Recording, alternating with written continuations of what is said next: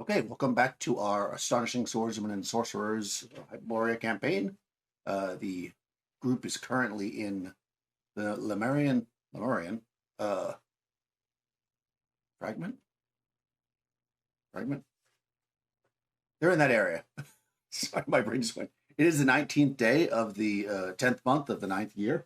They've been traveling through what is essentially a jungle area. Going up the steps of this island, having been following rumors of pirates, which I guess they kind of are no longer rumors since you've encountered them, and also the a lost remnant. Did I say fragment? Remnant. Lemurian remnant. They're in search of a lost artifact, a feathered crown of Nanasa. The party has, as noted, there's a bounty off of pirates, so they did kind of were keeping their eyes open for that, and did in fact encounter a couple pirates. Evidence of which are the heads hanging from the belts of the parties. One of the party's barbarians.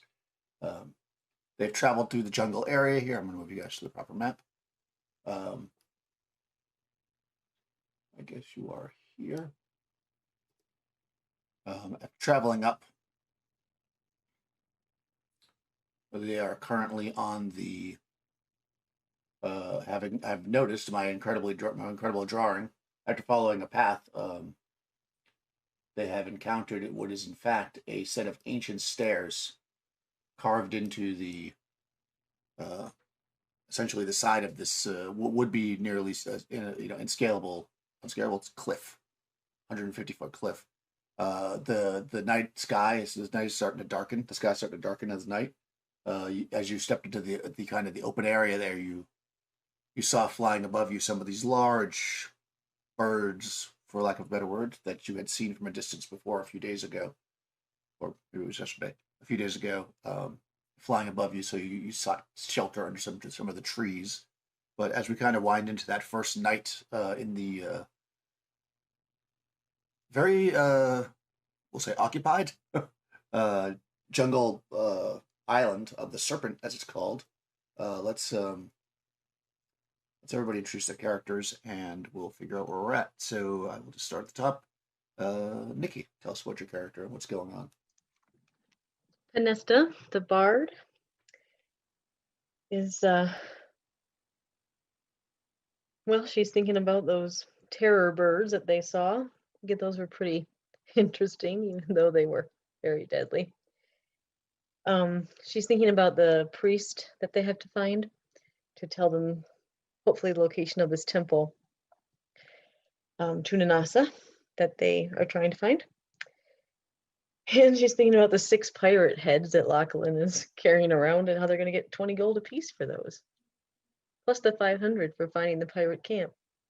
So all in all, not a bad day. Some people got hurt, but that's par for the course with us. So she's just waiting for the next part of the adventure. Excellent. Tony, tell us about your character and what's going on there. You see a much younger, tall, lanky girl running through a village, laughing with her friends. And the other one goes, "Well, do you think Lachlan's going to like that when he finds it?" And you see the tall, lanky girl. She goes, "Yes, he's going to like it.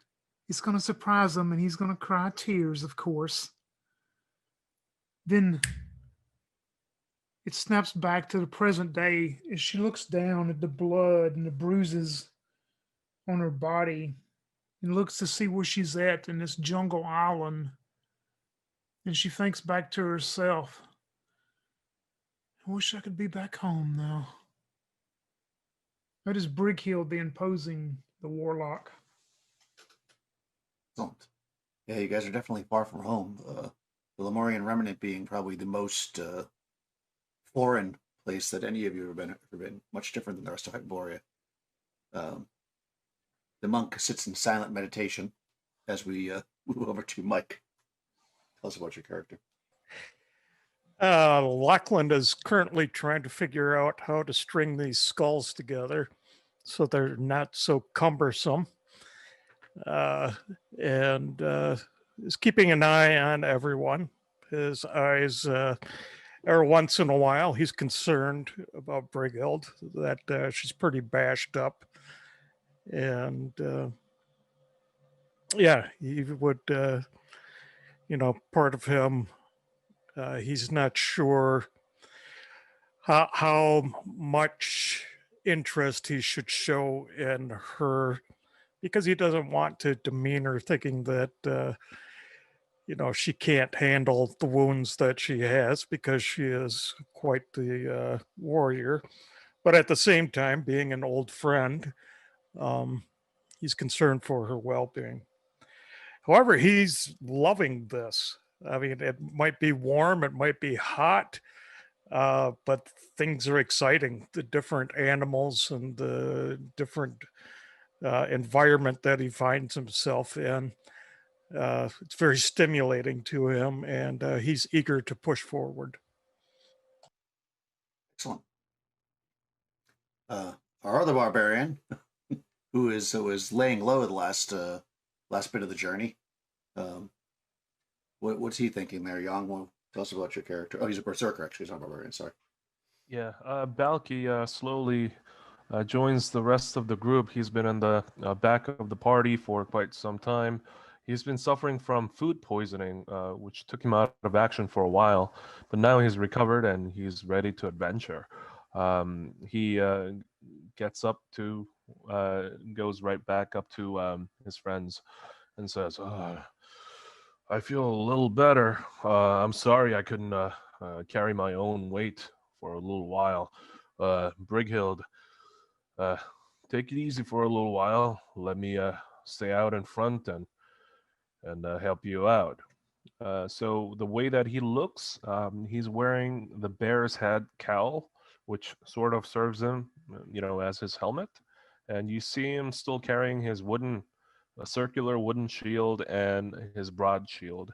He's got a couple of, hand axes that are hanging from his girdle. Excellent. And rounding out the crew there in the jungles of Lemurian Remnant is our druid. Crystal, tell us about your character. Sorka is actually very much enjoying these jungles, all these new plants and animals around that she's never seen before.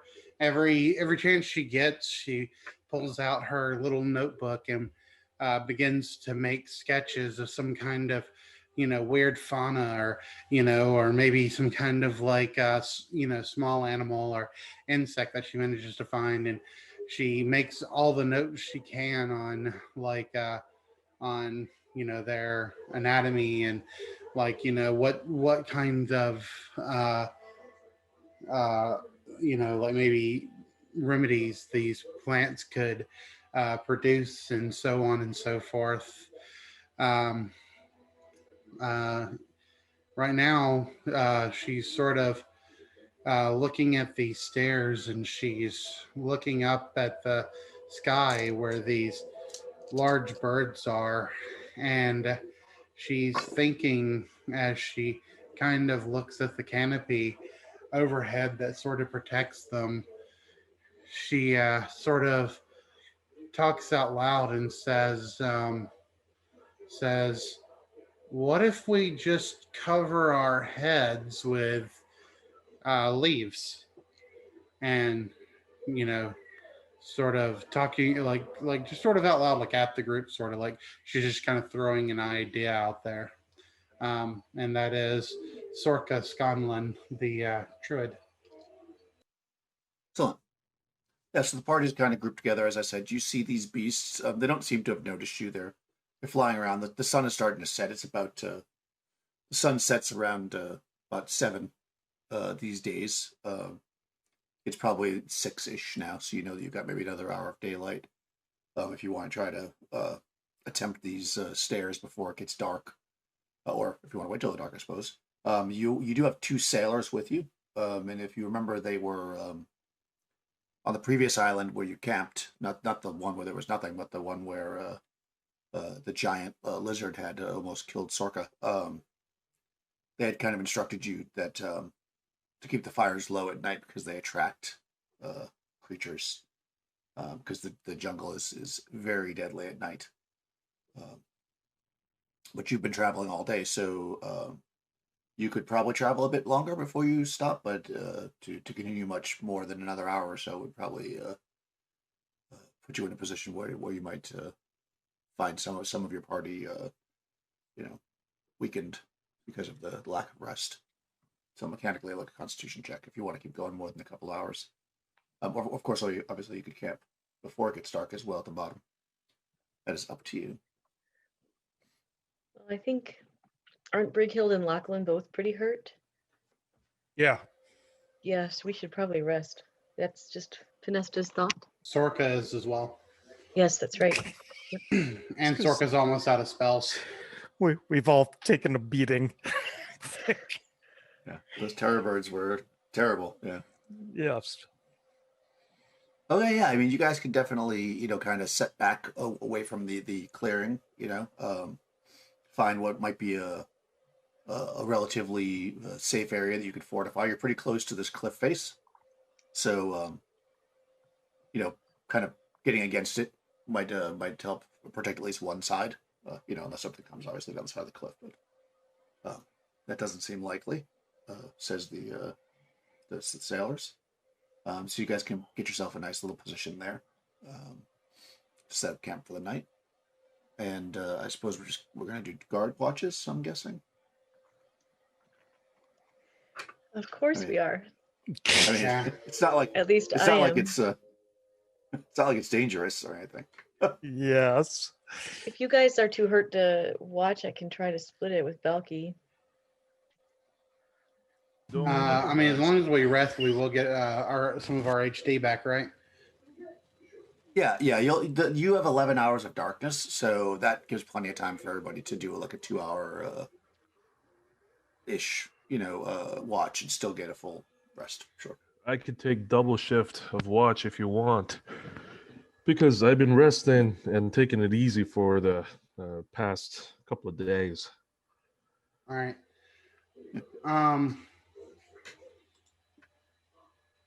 Lachlan tends to like take the front a little bit more, right, than Brighild. Brighild usually kind of stays back with her spear a little bit, right? Or Yes, It depends. Lately, lately.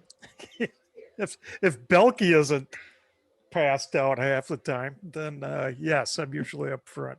actually, you know what? Lachlan's been pretty rude and lately, and Sorka has not been liking his attitude. So she's going to use her cure light wounds on Brighild.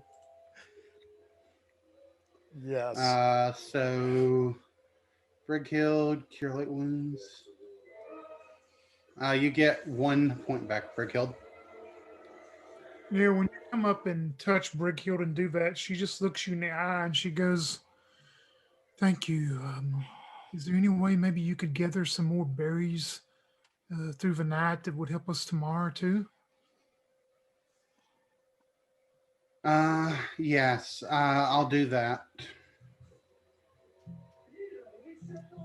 Okay. You can do that. Can I, let's see, I still have, well, let's see, can I search for some berries around? Using Yeah. my, natural identify or anything like that? Yeah, sure. You can definitely do that. I I mean, have it's a berry that you can have, Brighild, if you want one. You can have mine. You can have all 3 of mine. yeah, they're only good for 24 hours, right? Or is that Oh, the yeah. difference? No, they're good for a day plus my caster level worth of days. Oh, really? So Oh, these okay, are, good. yeah, these are like They're good good for a like 6 while. days. Nice. Yeah, that's when Sorka will say like, "Oh, be careful! Like you can't eat too many of those." Like I once heard of a guy who ate 9 of them, and he turned into a berry. So I would definitely not eat more than 8. Well, Brighild, these 3, will that put you over 8? I think I've only had one, I think. Yeah, I'll give those to you. I think that's 1 Yeah. hit point, right? Yeah. If at all, because I think you gave yours to Lachlan, actually, Tony. You did. So You you tricked definitely him. Yeah. Oh, can in his Yes. mouth. So I'll give you my Yeah. 3, Brighild. There you go. Yep, she'll eat them then. Nice. I would still like to look for some fresh berries. Yeah, of course.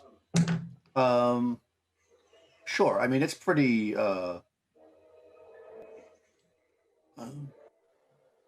Let's say. I'll say it's a moderate task. So you have 4 and 6 chance. And you Do I roll can. a D12 or a D6? No, it's a D6, and you can modify it by your wisdom if you have a wisdom bonus. I should. Yes, I have a 16, so that's a +1. Okay, yeah. So and roll anything but a 6, and you'll find some. Okay. 3. Perfect. Yeah, you can find enough to do the spell. Okay, No cool. problem.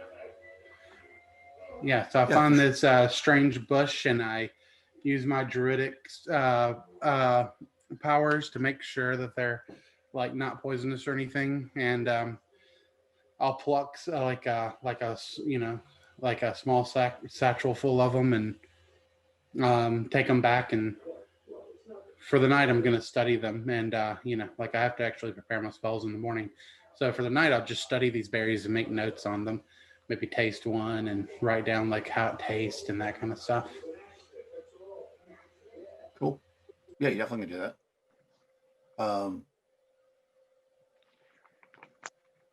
Interaction berries are Our boatsmen are from Lemuria, right? Yep.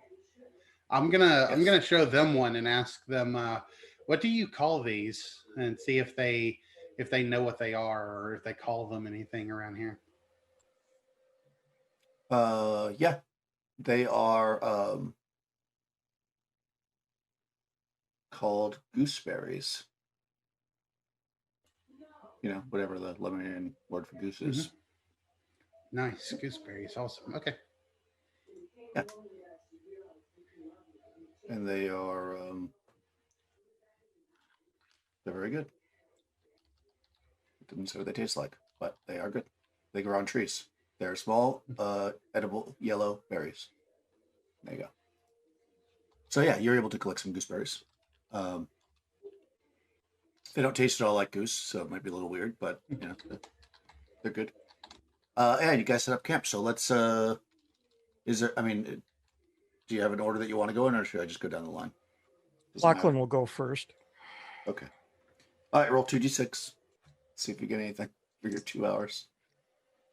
The jungle is dangerous. Nothing. 3 and a 4. Nice. All right, who's next? I'll go next. All right, give me 2 dice. All right. 4 and 5. Nice. Very good. Very good.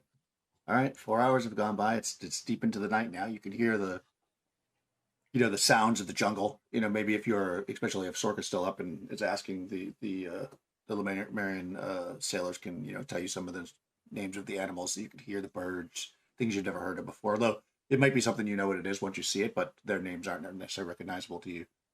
But you hear chattering of monkeys and various lizards and strange like bird calls and stuff like that. Some bats flying through the air. Who's up next? Who's up at bat? I guess I will. All right, give me 2 dice. So far, the night's been pretty 2 4s. nice. Pair of 4s. Okay, are you going to do a double shift there, Balky, or are you going to or is Lachlan doing a shift? Double check. Oh no, Lachlan went first. So Yeah. I mean, yeah, that's fine. Are you gonna do a double shift, or is Brighild gonna do a shift? I guess is the question. Brighild needs her beauty sleep. All right. That's right. All right. So roll me 4 dice there. 4d6, Young. 4d6 coming right up. Let's see if anything happens. Let's see on duty. Idiot. Oh, very good. That's a good roll. Yeah, if that was a stat check, that'd be very good. Yep, 6, 5, and 1 and 6. Yeah, perfect. Fantastic. Oh wow. Okay. Nice. Oh. Look at that. Go ahead and roll me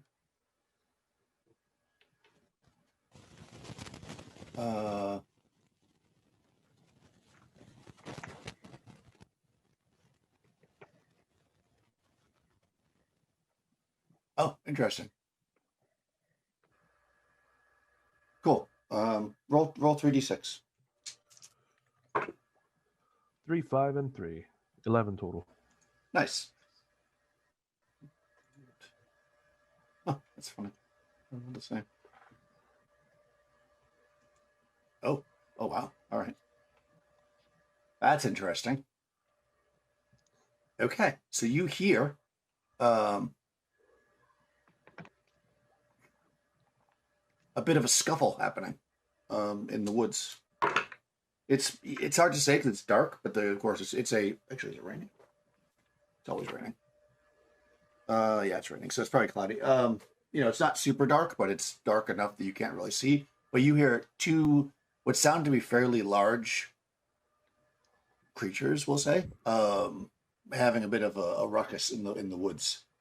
They seem to be you hear them kind of like trumpeting at each other and making kind of like some strange noises.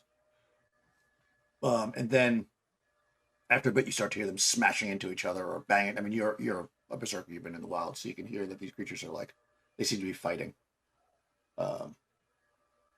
It's hard to tell if they're coming closer or not, but at least currently they're kind of in the outskirts. Yeah, Where you are. Balky remains quiet and he surveys the area until he's convinced that the sound is actually coming closer. Okay. Let's see if they come closer or not. Okay. After a little bit, you hear the sound of one running, and at first you think it's going to come right into the camp, but they kind of like run. You actually kind of catch a glimpse of it about 20 feet away, like smashing through some trees. Maybe you're just about to get up and wake everybody up, but it like runs past you essentially, and then you don't hear the other one at all. So it must have walked off. So what did it look like? In fact, it was over 20 feet long, about 7 foot at the shoulder. It was some kind of a lizard. It had 4 legs, a long tail. Up the back, it had a bit of a bony crest going all down its whole length. Yeah, it was pretty formidable looking. So you're probably, or maybe you want to fight it. Who knows? It was probably in your best interest. That's true. So you probably didn't want to fight it. Yeah, it didn't. But it did not seem like it even noticed you. It seemed to be running from whatever it had been encountering.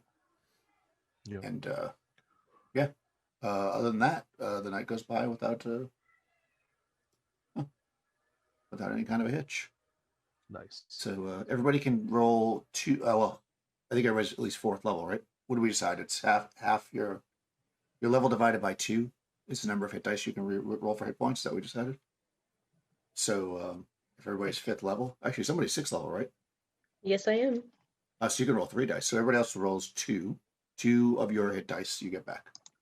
Plus con, of course, per die. I'll never do this again. I just rolled 2 8s. Nice. Nice. Good job. You needed it. No. So I'm sorry, we do get all of our hit die back. You can roll 2 dice if you're 4th level, which I think you are, right? I'm 5th level. Okay, so 2 dice. It's your level divided by 2, rounded down. So 2 dice, 2 of your hit dice you can roll plus any con bonus. Per die, of course.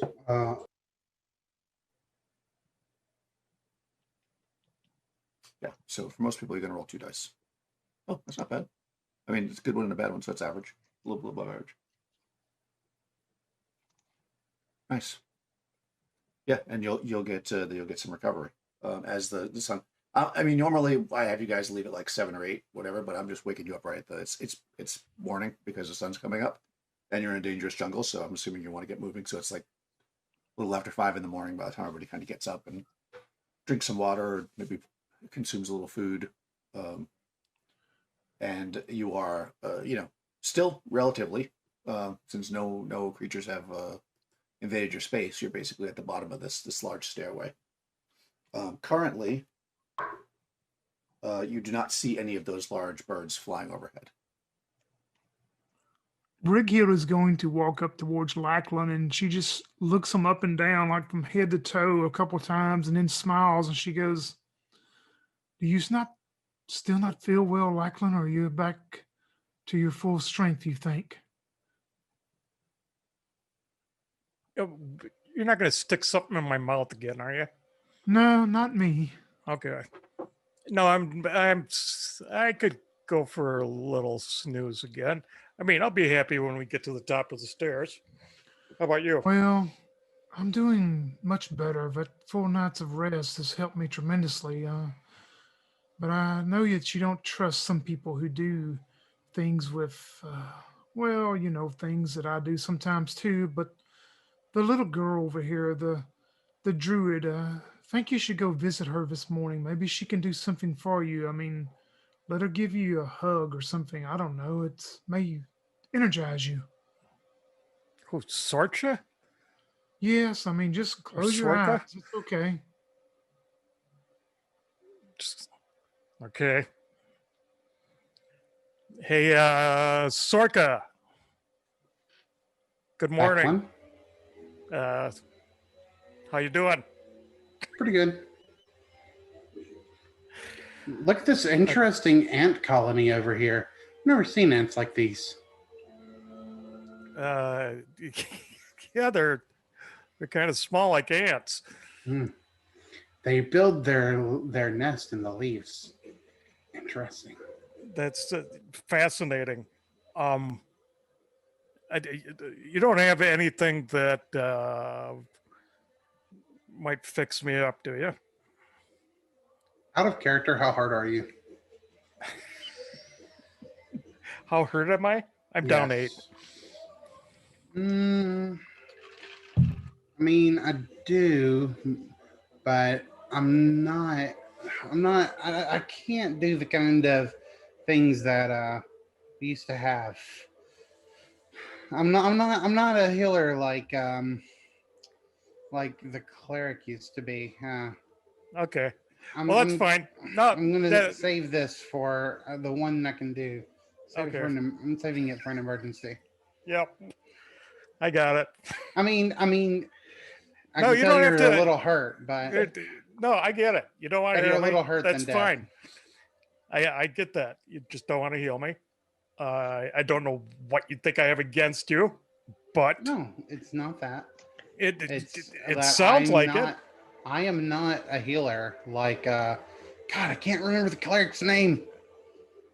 See? Zoltan. Zoltan, yes. I'm not nearly as great as Zoltan was. Well, no one was as great as Zoltan. Yeah. So but tonight before we go to bed, I'll jiffy this up if we still have it. Jiffy this up. Mm-hmm. Okay. I'll give you a big old hug before we go to bed, and you'll feel so much better. What now? Does it have to be a hug? Can't. Is that what it is? It's a hug. Yes, I'm gonna give you a hug, Okay. or a kiss on the cheek, maybe.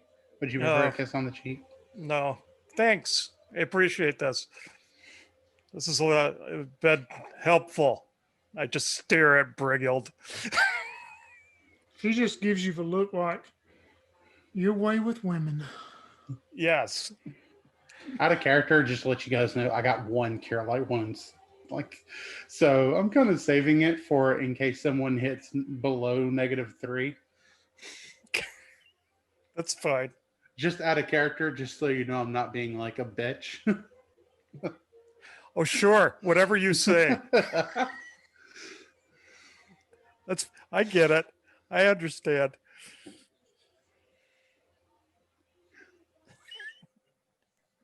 Hey, you do that whole animal thing, right? Do you think Sorka, look at me. Oh, yeah, yes. Not the ants.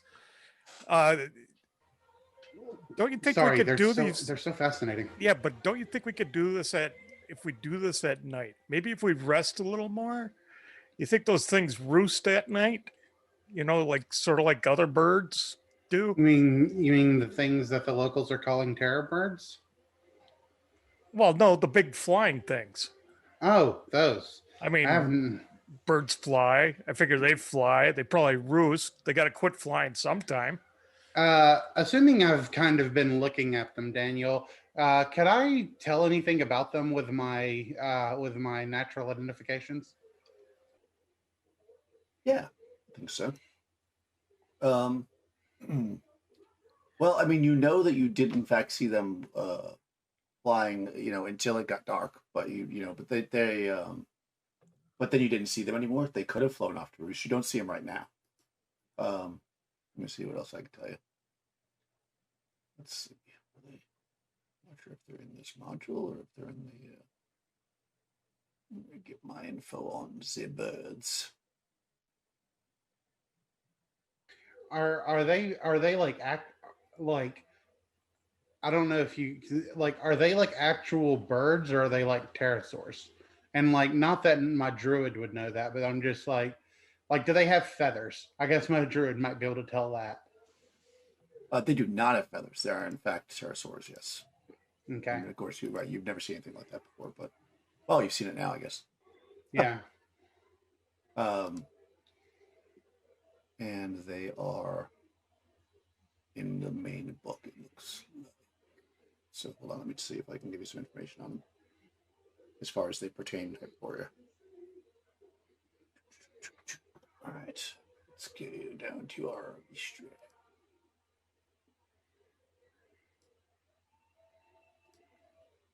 All right, so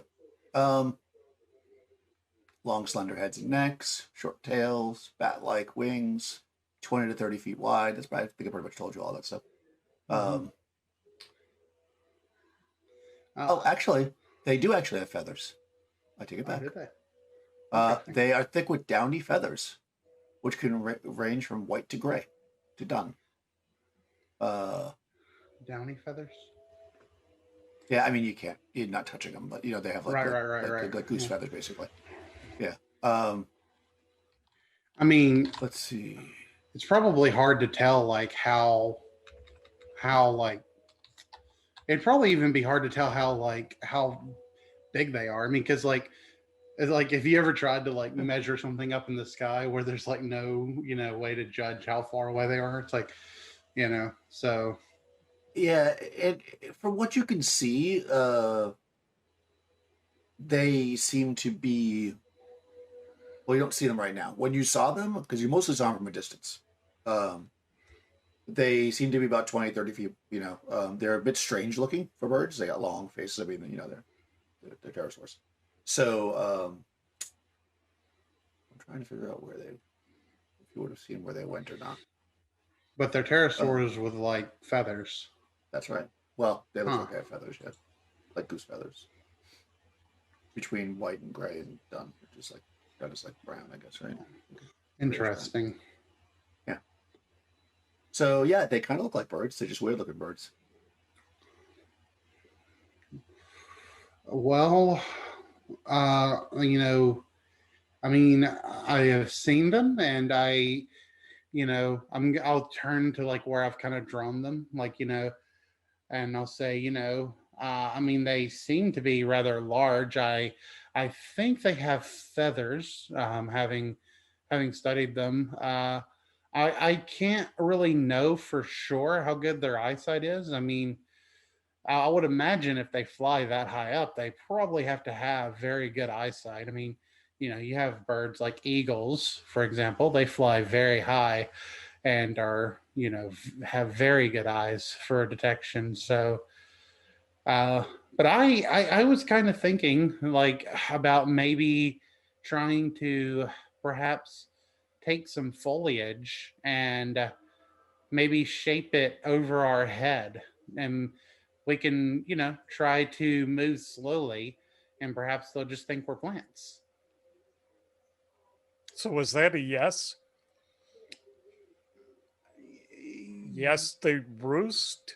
I mean, I can't say for certain. When there was no light in the sky, I didn't see them anymore, but I can't know if that's because they went to go roost or just because it was dark and I could not see them. Like I said, like my thought was about like, taking some foliage, shaping it over our heads, move very slowly, especially when we see one flying near us, and just try to act like plants. Because I mean, they obviously don't come down to grab plants. Otherwise, they'd be coming down and grabbing plants. Hey, Sorka, Lachlan, you guys hungry? She wants us to be plants. I don't get that. No. I would love for us to be plants, but Well, that's not quite. She wants us to camouflage ourselves. Yeah, I don't get that. You get upset with us hurting the bird things, but you don't mind us hacking up a bunch of plants. Well, I don't know. No, I didn't say we had to hack up plants. She There's is wiser than plenty we of- are in all things natural. Maybe we should go along with her idea. There are plenty of foliage on the ground. Well, it's not too hard to. He walks up to one of the large foliage, cuts it down with a broadsword, and brings it, up like an umbrella. I watch to make sure you're not harming my ants. Yeah, he goes up there to Sorka like this, and he holds it up over his head. I mean, yeah, but without, actually chopping down things off of living trees. Like I said, there's plenty of leaves on the ground we could use. Oh, could you make us some of these foliage as cover? I mean, I could certainly work on it. Maybe Lachlan and our friend Brighill could rest while you make these things for us. I'll keep watch if you want to rest a little more. No, I think I'm fine. Let's get going. Brickhill is standing off over next to with Pinesta, and she looks at Pinesta and she goes, "Did the sun maybe get to them yesterday? What are they doing?" I'm not sure, but definite signs of sun poisoning or heat stroke for sure. I mean, they're dressing up as plants. Oh my goodness. I mean, trying to have cover from the birds is probably a good idea, but I'm not sure. I'm just not sure how well it's going to work. Well, especially with Lachlan and Balky. I mean, their footsteps alone are. Oh my. I think these leaves actually catch some breeze. I actually feel a little cooler.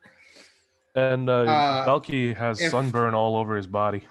If if we are gonna try this, I just want to say, like, my secondary skill, my background, whatever,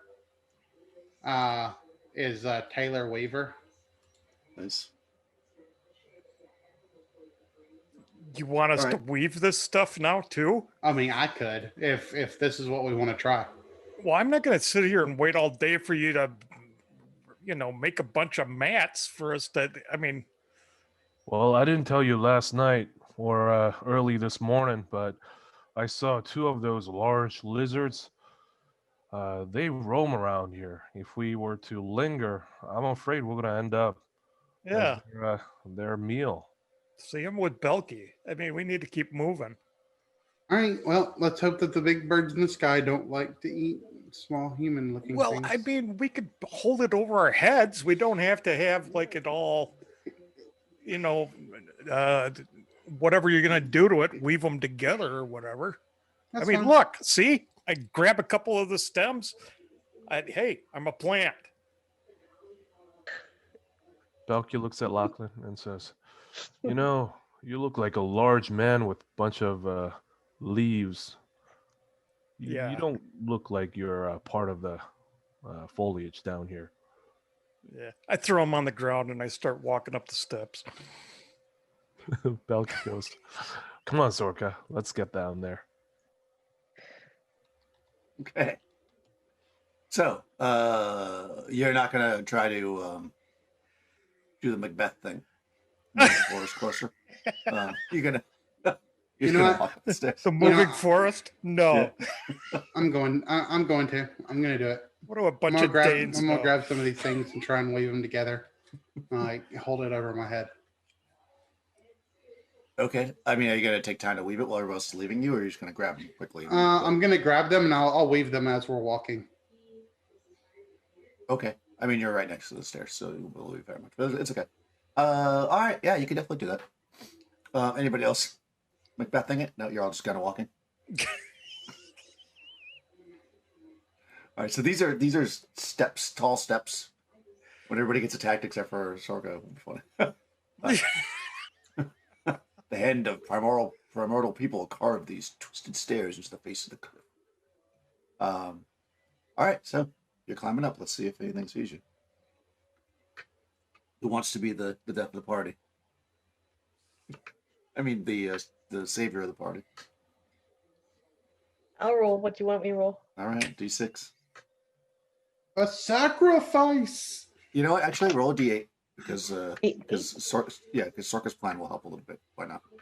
It seems like a good plan. I have rolled an 8. Oh, all right, perfect. All right, so apparently the one branch that Sorka's able to hold up is enough to camouflage you all as you move up the stairs.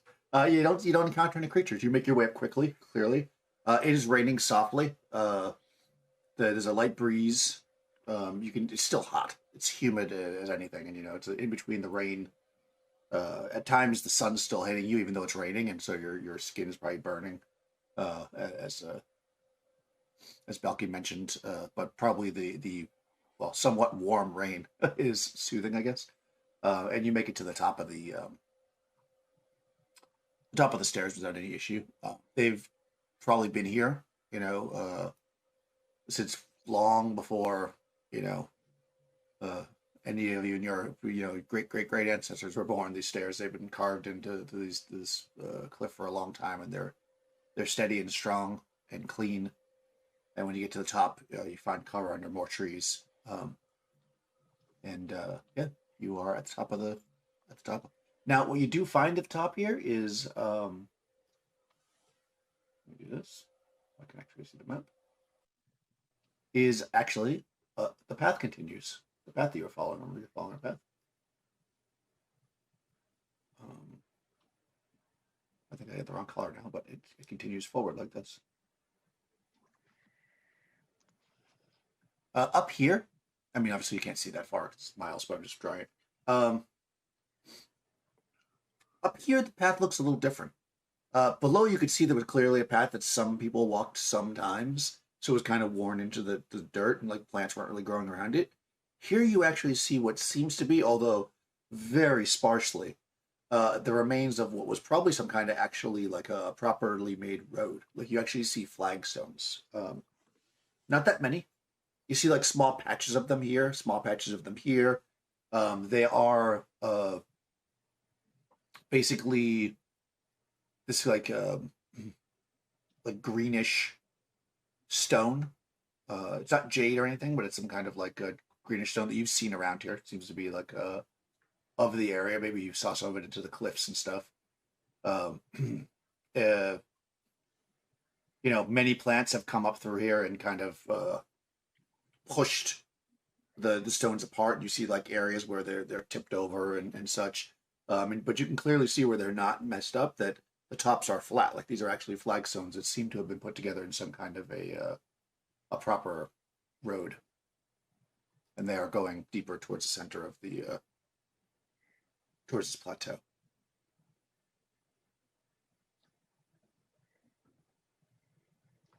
Well, shall we continue? Yep, follow the road. Follow the flagstone road. Okay, yeah, you definitely follow the road. You're just gonna follow it until something interesting happens. Is that the plan? Well, Till we're attacked again. we see the flagstones. I mean, we're on top of a plateau. Can we see all the way across it, or No, it's jungle. still jungle? Yeah, every hex that has like a palm tree or whatever Tree. it's supposed to be is basically a super densely packed jungle. Okay. As soon as you step under the trees, you're basically in a 200-foot canopy. You Okay. probably saw as you were coming up the stairs that there's like a more open hilly area around the edge. If you want to not follow the road and follow the edge, you could stay more in the open where you could actually see around you more. Of course, that would also put you in view of anything that might be flying over. Right. If you want to follow the road, it's basically under the trees of the jungle. Yeah, Vanessa's going to keep an eye on the sky, though, for any spiders or something that might drop on us. Spiders? Okay. Spiders or I'll give you advantage against spiders. Or snakes. Giant Snakes. weaver ants. So those are always good. All right. Anything else in particular? Any monsters you want to look? Go ahead and roll 3d6. Snake man. Snake man. Yeah. Roll 3d6 Just- for this. Okay. 3d6. Yeah. Snake man. Just a random snake man falls from the tree. A 2 and You a never 4. know. A 2 and a 4 and a 4? Mhm. Oh. Interesting. Oh. All right. Roll d6 to see if you're surprised by this. Alrighty. Oh, drop my. A 3. Okay. You are not. Roll another one to see if they're surprised. Okay. 5. Nope. Neither one of you are surprised. So you're going to see each other simultaneously at a distance of pretty far away, about 160 feet away, 160 yards actually if you're outside. So somehow maybe you're traveling through and it's pretty, you reach a point where the trees are really tall, so they've kind of shaded out most of the undergrowth, so you can actually see this kind of an open area. Not really swampy, but maybe you've got that kind of like moss and stuff growing, and you're kind of like, oh, this is a pretty open area. And kind of as soon as you step out from the other side of it, you see some men step out. There are 6 of them. They immediately see you and raise their bows. If they have bows, maybe they have bows.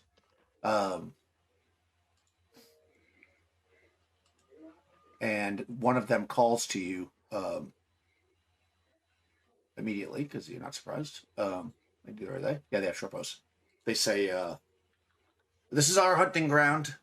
You should leave now. It's very dangerous up here, and we've already claimed it."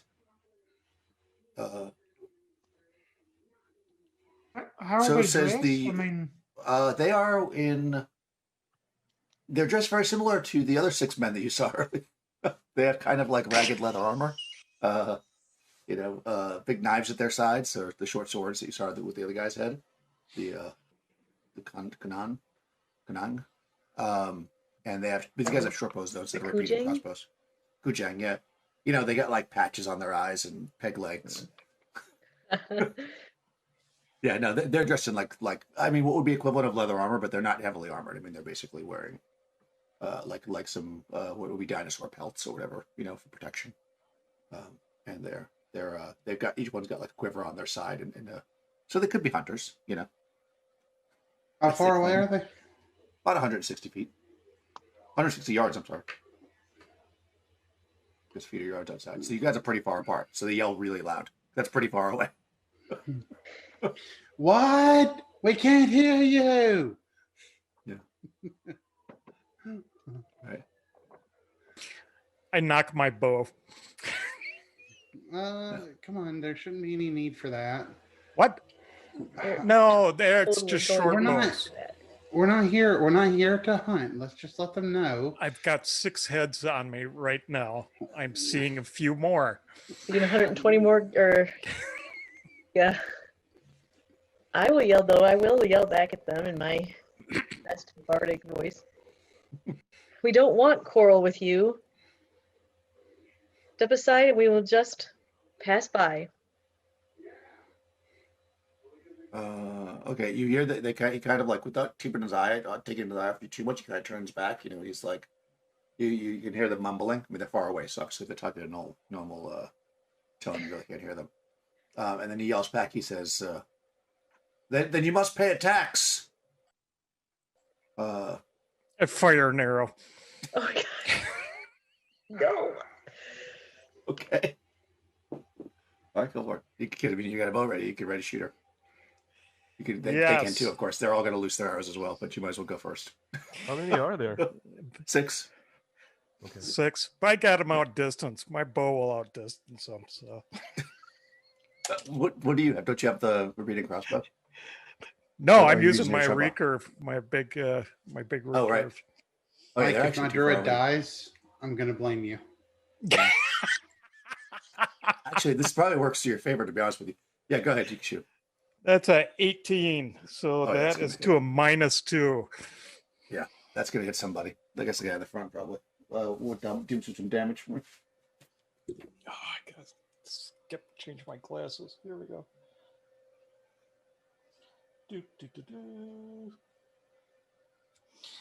Okay.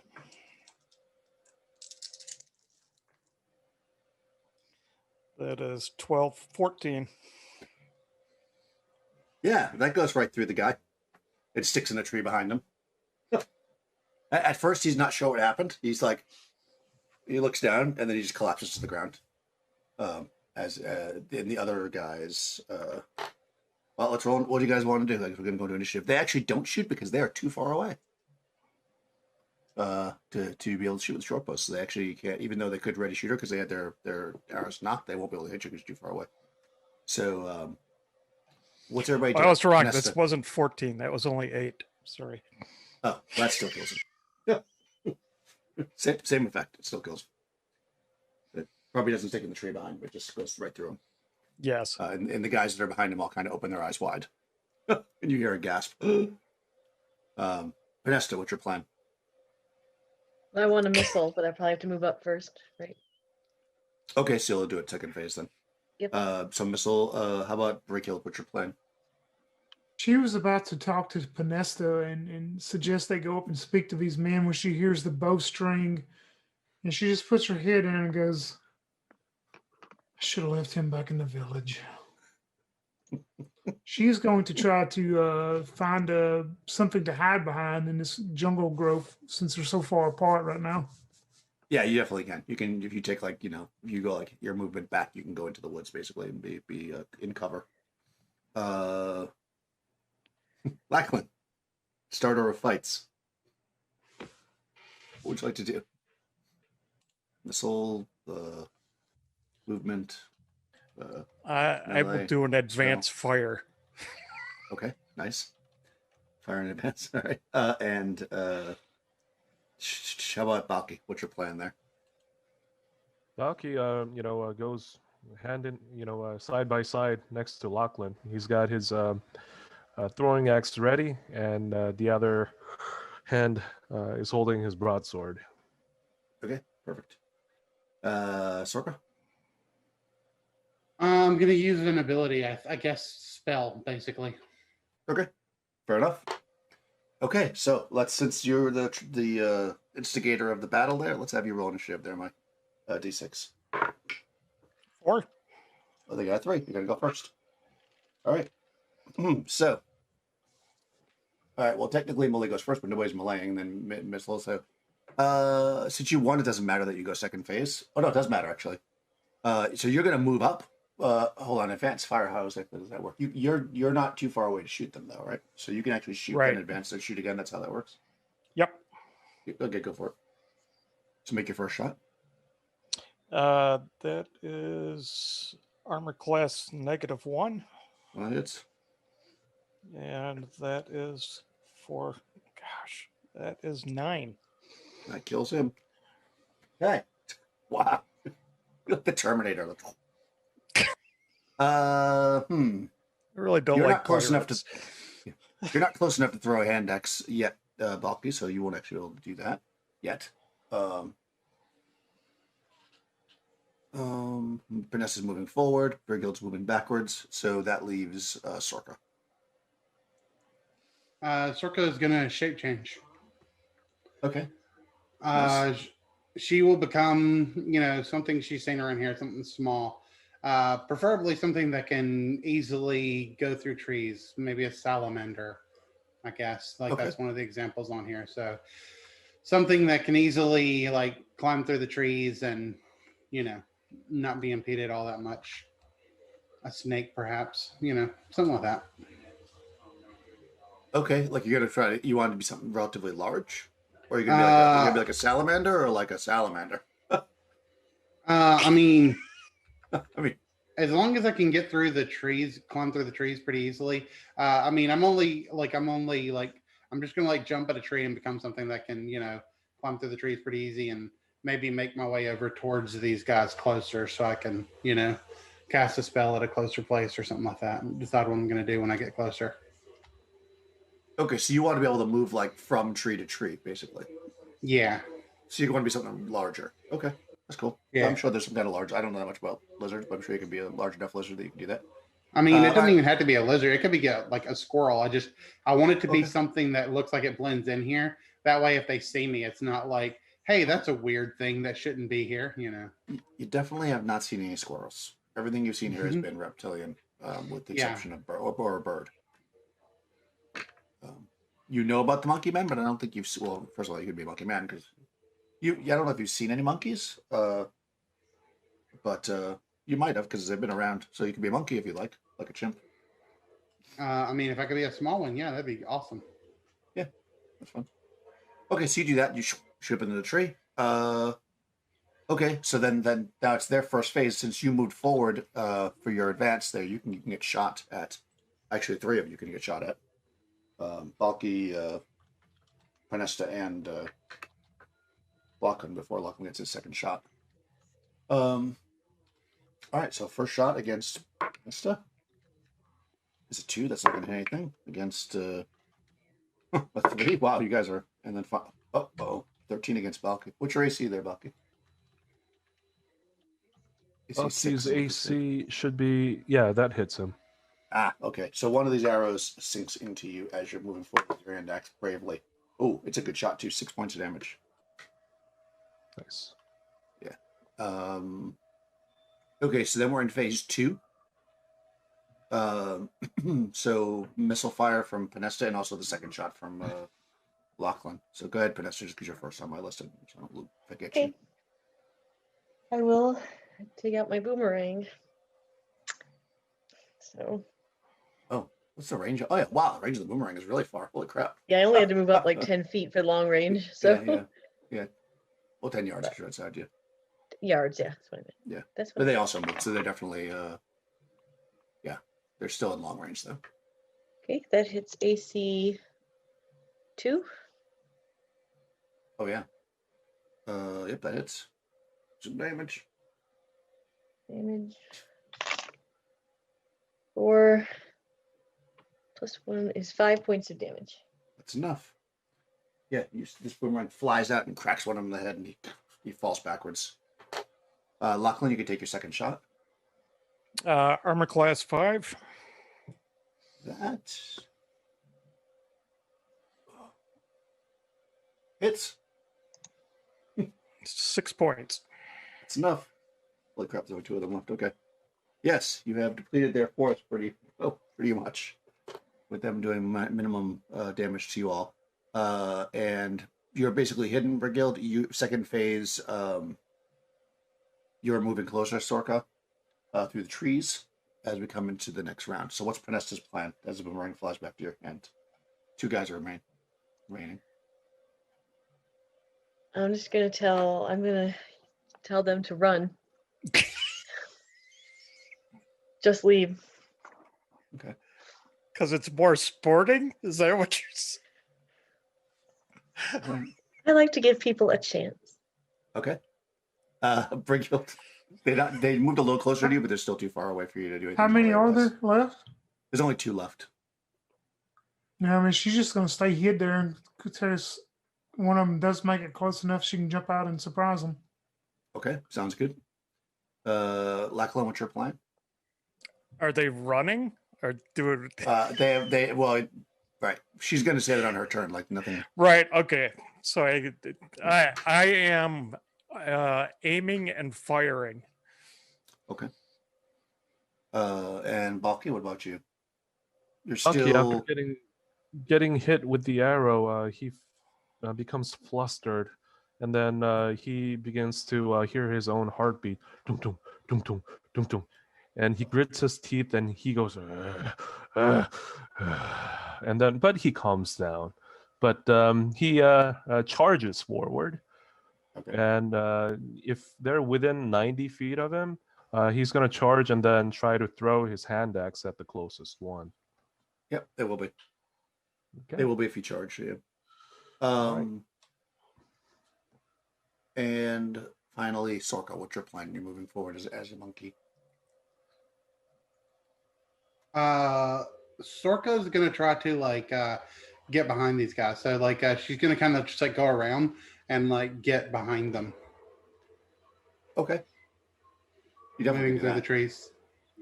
Yeah, I mean, you're making your way around. They're in a clearing, so you're kind of making your way. It'd probably take you a full turn to do that.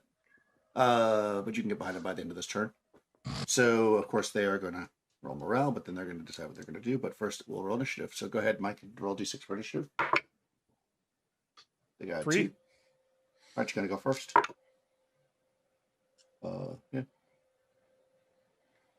You could choose to wait if you want to see what they want to do, but you're moving faster than they are, so they have not chosen if they want to run or not. So it's up to you. I will hold my action. Okay, you do that. Okay. Who else had a miss? Oh, you're charging forward, right, Puck? Yes. All right, go ahead, throw your X. He chugs at it. Have to navigate back to the window.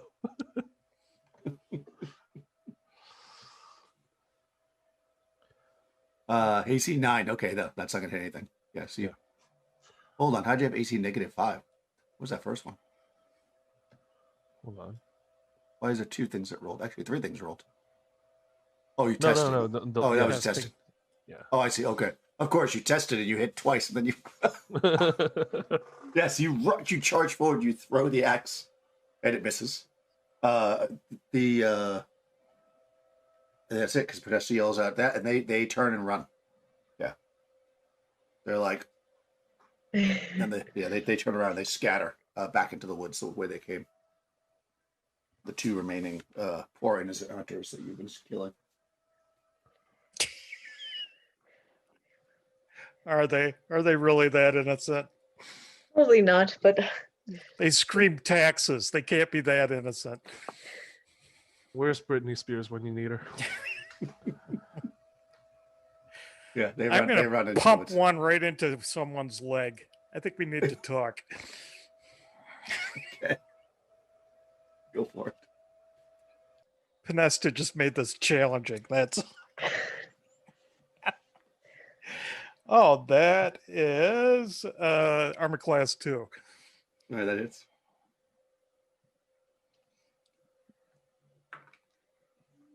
You just trying to knock him over? 6 to the leg. Yeah, I'm not trying to kill him. Yeah, you do anyways, though. You can't not kill somebody with an arrow if you shoot them. It doesn't work that That way. femoral artery just kind of popped out in front of it. Yeah, you're like, I'll get him in the leg, and you do. It shoots right through his leg, and then like he kind of stumbles, and then you just see like a geyser of blood kind of coming up, and he's like screaming out in pain, holding it, whatever, 50 yards in front of you. The other guy, of course, is making haste through the woods. Isn't Sorka close to that one that's running away? Yeah, he is actually. Sorka, you see where he's going. If you want to follow him or something, you could. Or do something to him if you'd like. Here, okay, if could I come down like in front of him and then shape shift back and use my quarterstaff to trip him? Oh, I don't know. I think the shapeshifting is actually like your action, no? So you could come down in front of him and just shapeshift in front of him, have him crash into you. Yeah, but I'll do you'll that. also make an attack roll. Yeah, to make an attack roll will be difficult. Or you could come down, grapple him as the monkey, and then turn back. If you try to stop him. Oh, that's I'll go. Something I'll like do that. Overbearing, I'll do that. I guess what you would do. All right. Yeah. All right, so it's an overbearing attack. So go ahead, and I'll say you can do it as you, not the monkey, because the monkey's not going to be as strong as you. Because he's so small. I mean, he's technically stronger than you, but he's small, so he's. Mm-hmm. All right, so that's an overbearing attack. To attempt to tackle an opponent, pin, strain opponent, do a d20 attack roll. Use your strength modifier. And I'll give you +2 because you're jumping down from the tree. So Nice. Okay. Yeah. So I have a plus. I have a +1 on my damage, but I don't have a +1 on my mod. Okay. I have a 13 strength. So it just be D20 +2. +2. Okay. Yep. You just gotta use this. I rolled a 2. Okay, so no. Yeah, you maybe shape change too late. Like you come down as the monkey or whatever, and he kind of like knocks you off, and then you land on the ground. You turn back. So, it's new to you, the whole shape shifting thing. Yeah. But yeah, you don't take a damage rate. But he rushes off through the woods, and of course he's running. So he's got a lead on everybody except for Sorka for the most part. So if you want to try to chase him, you probably could. But he's not wearing any armor, and he knows the area. So the chance of actually catching him is pretty slim at this point. Yeah. Can I cast a If it is spell? possible. You'll have to roll initiative against him. So go ahead, roll d6. I'll attempt it. I rolled a 2. You got a 4. So he's gonna beat. So he finished his movement.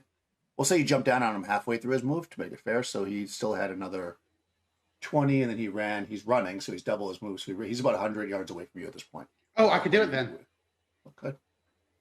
Charm person or beast. It's 120 feet. All right. I believe he gets a sorcery saving throw. I was looking at it earlier.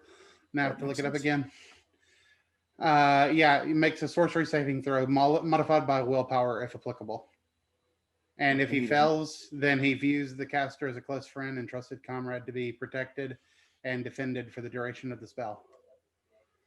Okay, he doesn't get any modifier because you just killed all his friends. No, right? It doesn't say Let me so. roll the sorceress. Okay, good. He made it though. He made it though. Okay. He rolled an 18. Yeah. Yeah. So you see him like maybe like hesitate for a second as your spell starts to take effect, and then he shakes his head and he runs. Yeah. Brickhill steps out and looks towards Lackland and goes, I hope you have your strength back, because you know he will be back with twice as many friends next time. Well, that's why I was a little surprised when I said run. I could chase him down. I mean, No, if you try to chase him down, you may get eaten by one of those lizards. And right. Okay. Yeah. You could see Yeah. basically where Sorka is. Maybe she walked back to the party, or you walked towards her, or whatever. That where this guy ran was basically back more or less up that path. Like he ran in that direction. So, and that's clearly where they came from, because you can see the dead bodies laying there.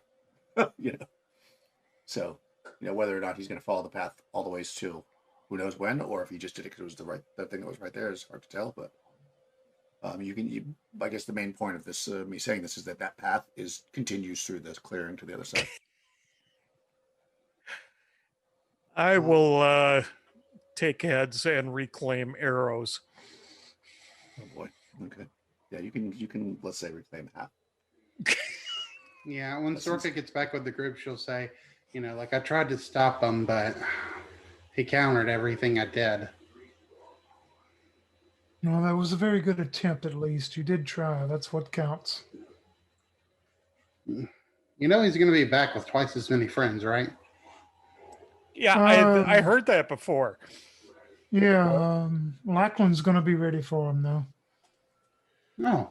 Are you saying that they're going to be back with twice as many? That worries me. Could you do something about this wound, Sorka?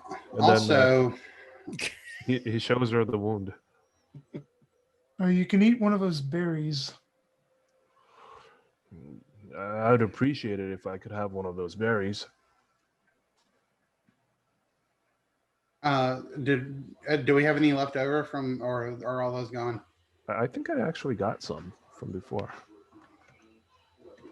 There were 8 of them. I know we've gotten rid of like at least 4. Yeah, I don't think you were there when she made him. No. Well, the first batch, anyways. Because the first batch she didn't tell anybody about, and then they all sat on an island while she was hurt. Gotcha. Oh no, then you were there when she made the second batch, right? Because you made him back at a. Yeah, So yeah, there were 8 of those. Yeah. Yeah, you would have had one because you gave one to everybody, and then the rest to Podesta. Cool. Yeah. So if you haven't taken it, you would have one. All right, he's gonna take one. He's also gonna search the bodies to see whether if there are any healing supplies or something to patch himself up. The other thing is that they say the temple priest or whatever goes to visit the pirates, right? So that probably means that they're on the pirates' side. So at this point, even if we go to the temple, like we couldn't trust them. Well, they may have the priest under some type of coercion too. I mean, if the priest is a non-violent type person, the pirates have probably coerced them into doing whatever they want. It Maybe, may just be an innocent party. maybe. I don't know. It could be an innocent party, I guess. The I We mean, will the not bodies. know until we Oh, sorry. find them. Yeah. Sorry, as you're checking the bodies, they have short bows. Each one of them had 6 arrows, and I think they each shot twice. So each one has 4 arrows. But some of them died, so let's just round it up and say 5 each. So there's 25 arrows total. So there's 5 short bows, 25 arrows, and they each have one of those short swords, the kujang short swords. If you guys don't mind, I'll take a short bow. Doesn't bother me. Lachlan, you better grab some of those arrows. You will probably need them. It's for short bows. Oh, I got a I'm little guessing they had a quiver, right? So bigger draw than that. okay. I didn't know. I got 20 short arrows. I mean, because I can't hold more than that. I'm guessing quiver. Yeah, quiver holds 20, unless you want to carry more than one quiver, which can get a little bulky if you start to have to move around rapidly. The 2 sailors who really had nothing, they'll also pick up short bows because they should probably be armed at this point. They're probably not going to actually use them, but logically they would pick them up. I mean, let's tell them not to. It's funny because. Oh, go ahead. I was going to say, if they need something, I'll give them one of the repeating crossbows. I don't know if they know how to use that. That's kind of a specialty weapon. Like they're not fighters; they're just regular people. So I'm going to say that the short bow they'll know how to use. Okay. They don't take the kujangs because we talked about that last time. They're like spiritually connected, and it's a part of their culture. They wouldn't use somebody else's, but they'll take the short bows. Along with that, they're each going to take short bows. Yeah, they'll each take a short bow and 20 arrows. Well, they're only 25 arrows total, right? So they'll each take a short bow and 20 arrows. Let's see. Yeah, I'll give. I mean, we could each split them like 8 arrows, basically. Yeah, I mean, take whatever you want because they're not actually going to shoot them. I'm more doing a flavor than anything else. They're not combatants, so they'll take like 5 arrows apiece or whatever's left. Belky looks at all these arrows. He scowls and says, "If I were to use one of these things, I'll be banished from my village for life." And he spits on the ground and turns around. Nice. You've also find, Belky, as you're checking, a total of 40 electrum pieces between them. So 40 electrum, like I said, 5 short bows, which I'm sure not going to carry all 5 of them, but 5 of those short swords, 40 electrum, and 25 arrows. After like 10 electrum pieces, he scratches his head and just bags them and brings them over to Panesta and says, "I found a whole bunch of these," and then just hands the whole bag over to her. Oh, well, thank you, Belky. Yeah, they look similar to the electrum that you found on the other alleged pirates. The ancient carved ones? Yeah. Okay. I'll keep them safe for the group. Do I need to get a lawyer? Is that what you're saying? The alleged pirates? I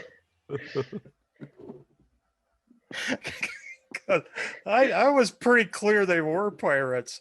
I mean, I don't know. I feel like you just shot the guy in cold blood without, He said taxes. That's... Yes, Lachlan, but sometimes I can talk to people, so sometimes you need to let me do my thing. Okay. Yeah, like sometimes it's nice to not murder things. It's not murder when they're demanding taxes from you. Well, from if it makes you feel better, I think they're bandits. They're probably trying to get our money just by passing through the area. Exactly. Hmm. Sometimes But you I'll taking let the you hits. talk. up a little money. Next time, I'll let you talk. Zucker So- rubs her head and starts to wonder why she ever left the monastery. Monster. You have No. They have 5 more heads, I guess. Yes. Are you taking like a long strip of bamboo and you're like tying the heads to them so you guys are carrying this like pole with heads all hanging off of it? Yeah, we're gonna have to. You got- I'm you sure have- the you have temple 11 heads priest now. is gonna love that. You've got. I mean, you have 11 heads. I'm not sure why you're carrying 11 heads if they're not like that. So yeah, Yeah. you got 11 heads. And yeah, I'm assuming you're going to continue to move forward. You're not. You take time to strip these guys down. Anything else you want to do? Just gonna leave them here. They don't have any notes or paperwork or anything like that on them. They basically just have some electrum pieces and that kind of like again equivalent of leather armor, but it's basically just like strips of what would be. I mean, you don't really know that. You just call it lizard, I guess, but like dinosaur, like tan dinosaur hide. You know, I could take the skulls by myself. That will. I'll just put the bamboo across my shoulders. That way, I won't be too prone to draw my bow so quickly.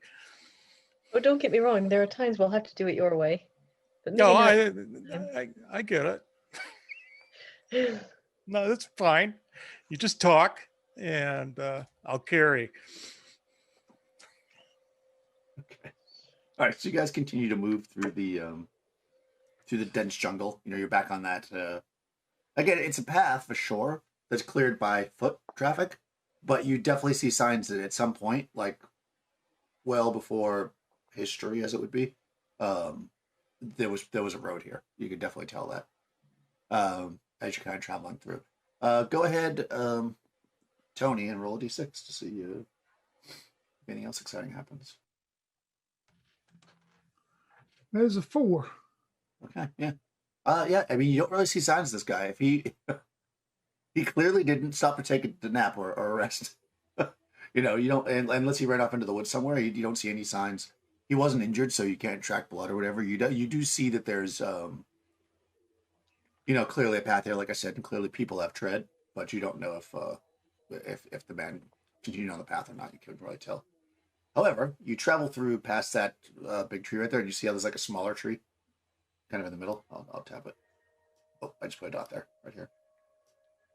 As you're approaching, coming into that hex, so you're kind of like you're following the road. It's not quite that straight, but you actually notice that the trees look like they've been cut back a bit. Like you can see light coming through, so you begin to move maybe a little bit more stealthily, a little more careful, and you're able to kind of move up and look into a clearing. Well, kind of a big open area looks like it's been cleared a bit, and you see something that's pretty cool. I think. You see, I'm just going to put you on the other map. You see a pyramid. There is a pyramid here. It is, and it's surrounded by a crumbled wall. You are actually coming from the south, I believe. Let me just check that again. I think you're coming from the south. I could be wrong about that. No, you are coming from the north. Okay, good. That makes sense. So all the maps are facing the right direction. Good, I did that right. Okay, yes, you're coming from the top of the map, basically. But it kind of, I mean, except for the giant dinosaur, of course. Well, we'll roll a second for that. But there's a pyramid. It is a beautiful pyramid. One like you've never seen before. Because I don't think there's any pyramids floating around. Let me give you the pyramid description. Pyramid. Okay. So you see, as you're kind of getting closer, again, like I said, it's starting to spread out more. You're starting to see that there's like light coming through, and you actually cross more than once along this road, you see some knocked over pillars, and even some signs off to the side of what maybe was remnants of some old buildings. You know, and again, as you start to move forward, you kind of break into this. Well, you're at the edge of it. You can look into this clearing and you see this pyramid. It's about 150 foot tall in general. Oh, it's purplish marble. In the picture, it looks more golden. Okay, it's purple. So it's a 150 foot high step pyramid of purplish marble. It lies. There's a cluster of newly constructed thatch buildings. You can see those to the north. You also see some rice paddies that seem to be being tended by people because it's the middle of the day. You can see that the walls around are mostly crumbled, but in certain areas, it seems like you see some men banging like wooden posts into the ground to kind of create like a palisade around it to protect it more. And what else would you see from this distance? I guess if you're looking at the front of the pyramid structure, you could see that you can barely make it out, but like right here. Oh, why am I putting a dot there? I want to click on it. Hold on. Like right here, where it says N12, right there. That is kind of a, so you see stairs going up the front of the pyramid, and right in the center of the lower part of the stairs, you see like an opening that goes inside. You know, it's dark, so you can't see inside of it. All of this stuff here, like this and this is all like that cobble. And you can actually see where it says N1, like kind of like in front of the walled area. You see a couple of men out there. They seem to be reforming that road. They're like picking up the blocks like you've seen all this whole time. And they seem to be reforming into like rebuilding that road that was once there. So, I mean, you're pretty far away without getting without getting closer somehow, like stealthing up or whatever. I'm not going to tell you what the different numbers are, but if you get closer, I can give you more detail. But basically, you've got rice paddies, N9. You can see those from a distance. All the N3, N7, all that stuff. That all looks like newly formed buildings. They're made mostly of thatch and wood. And then, of course, this stuff in the middle here is the pyramid itself, the dead center. I want to ask the two guys that are with us, do they recognize any of the people, the way they're dressed or anything, that they would be from the part of that expedition? Yep. That is a good question. Yeah, based on how they're dressed and stuff, yes. I mean, they're dressed in common, the most common, Lemurian ways. They're all dressed in like silks, like loincloths and stuff. They're kind of far away to recognize anybody, but I'll give it a chance. I'll let you roll. We'll say it's going to be a challenging task. So go ahead and roll a d6 there, Tony, to see if they can recognize anybody. That is a 1. Oh yeah, yeah. They actually do. They think that they recognize a couple of people that they've acquaintances of theirs that they've seen before. So they do think, in fact, that some of these people. They will say, though, based on how many people are here, it seems like there's more people here than there would have been if there was, from what they can tell. I mean, it's hard to count everybody, but it seems like there's a lot of people. And the other thing that you make out as well is you do see some people that are clearly monks. They're wearing the full robes like you see monks with the shaved heads, and they're kind of walking around. Well, it would appear that we have found those people. They do not seem to be under any duress. Their normal activities are going about trying to reestablish this area. Lachlan, I would think it would be best that you leave your trophies hid here somewhere in the jungle and not go up there with those stretched across your shoulders. I mean, there may be some animal come and get them, but it's better than going up there looking like a beast yourself. Okay. You do I notice thought it'd something. be a nice intimidation factor. You do notice something that might be relevant to your plan, so I don't want to interrupt you, but I just remembered something. I had it written down. I should do N2. Right in front of N2, I should say. There are two like large X shapes in the ground with let's see, how does it say it? X-shaped crucifixes from which hang mangled buzzard-picked corpses. So there's two people. Oh, yeah, that does change the picture, man. I was like, I know there's a couple of people. Where are they? There, yeah, they're right there. You'd see them where you are for sure. So yes, let me just say that you do see two people up there that are. Nobody seems to be paying any attention to them. They're all just going about the work as I described, but they look like they've been at that for a while. I mean, that could be any number of things, obviously, but it is definitely a sign that there's some kind of justice or torture or rulings, or who knows why people would be hung up like that. Lackland, you do not want to hang from one of those. I don't. Would I'm not going to hang from one of those. Well, if you approach with all those heads, you may. I think it sends a pretty strong message, but I'll let you guys talk. Well, remember, Actually, you know we are what? not here to battle these people. We're here to make sure that they're safe and secure. And to ask them why they didn't send anybody back. Okay. I'll put them down. I mean, Well, you could just stay here and keep an eye. If we go up there and they put us up on the X's, I guess you can come and rescue us. okay. But you don't want to risk that, do you? I mean, you've already been injured. I know you're tough. I don't think you're that tough. Hmm. I'm injured. I'm still bleeding over here. And then he shows his arm where there's a little cut.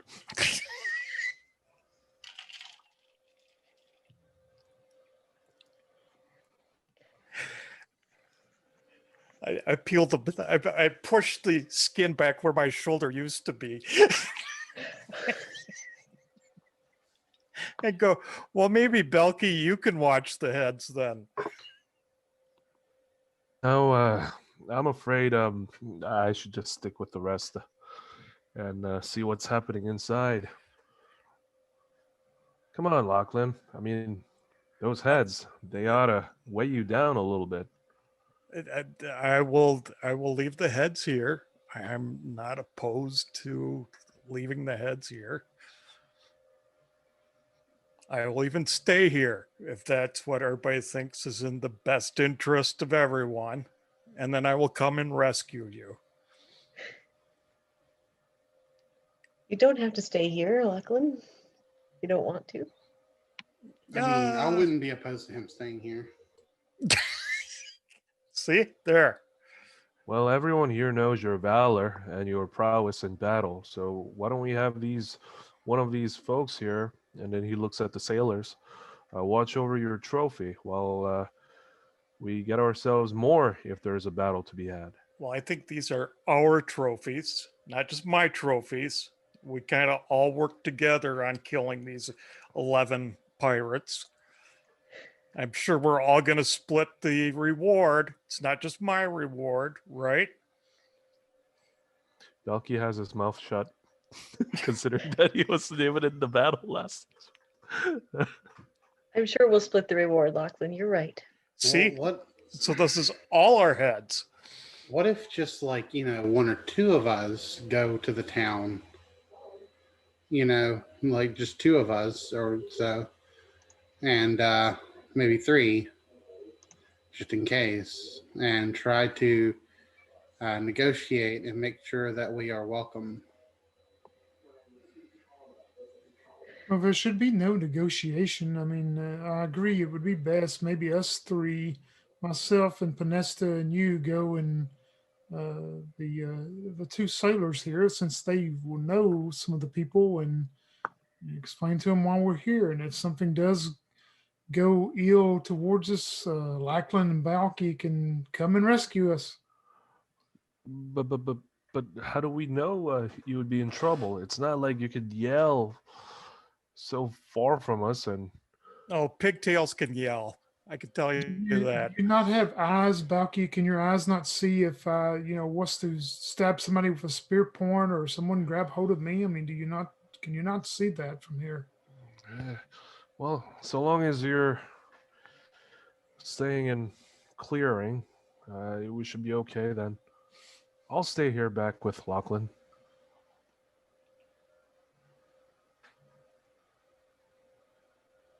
All right. I can also I mean, I'm yell sure pretty we can- loudly, so Yeah. I'm sure we can find a way to send off some kind of signal if we need to, if we're in trouble. And also to clarify, Daniel, we don't. I mean, we don't see any armed guards up there or anything, do we? We don't see any people like are walking around with just arms themselves, not doing nothing else. No, let me just make sure.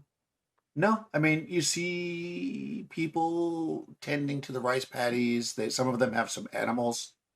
Um, yeah, no, you don't see anybody with any like people have like those kujangs or stuff like that, like machetes and stuff like that. Some of them have those on their sides, but you don't see anybody like that's armored or with spears or something that would look like a guard per se. Right. Yeah. Yeah, not outside here. So no, it doesn't look like it's guarded. There's nobody at the gate, that's for sure. What do you say, Panesta? You and Silka, we three go with the two sailors here and find out what is going on and speak to them. I agree. I agree.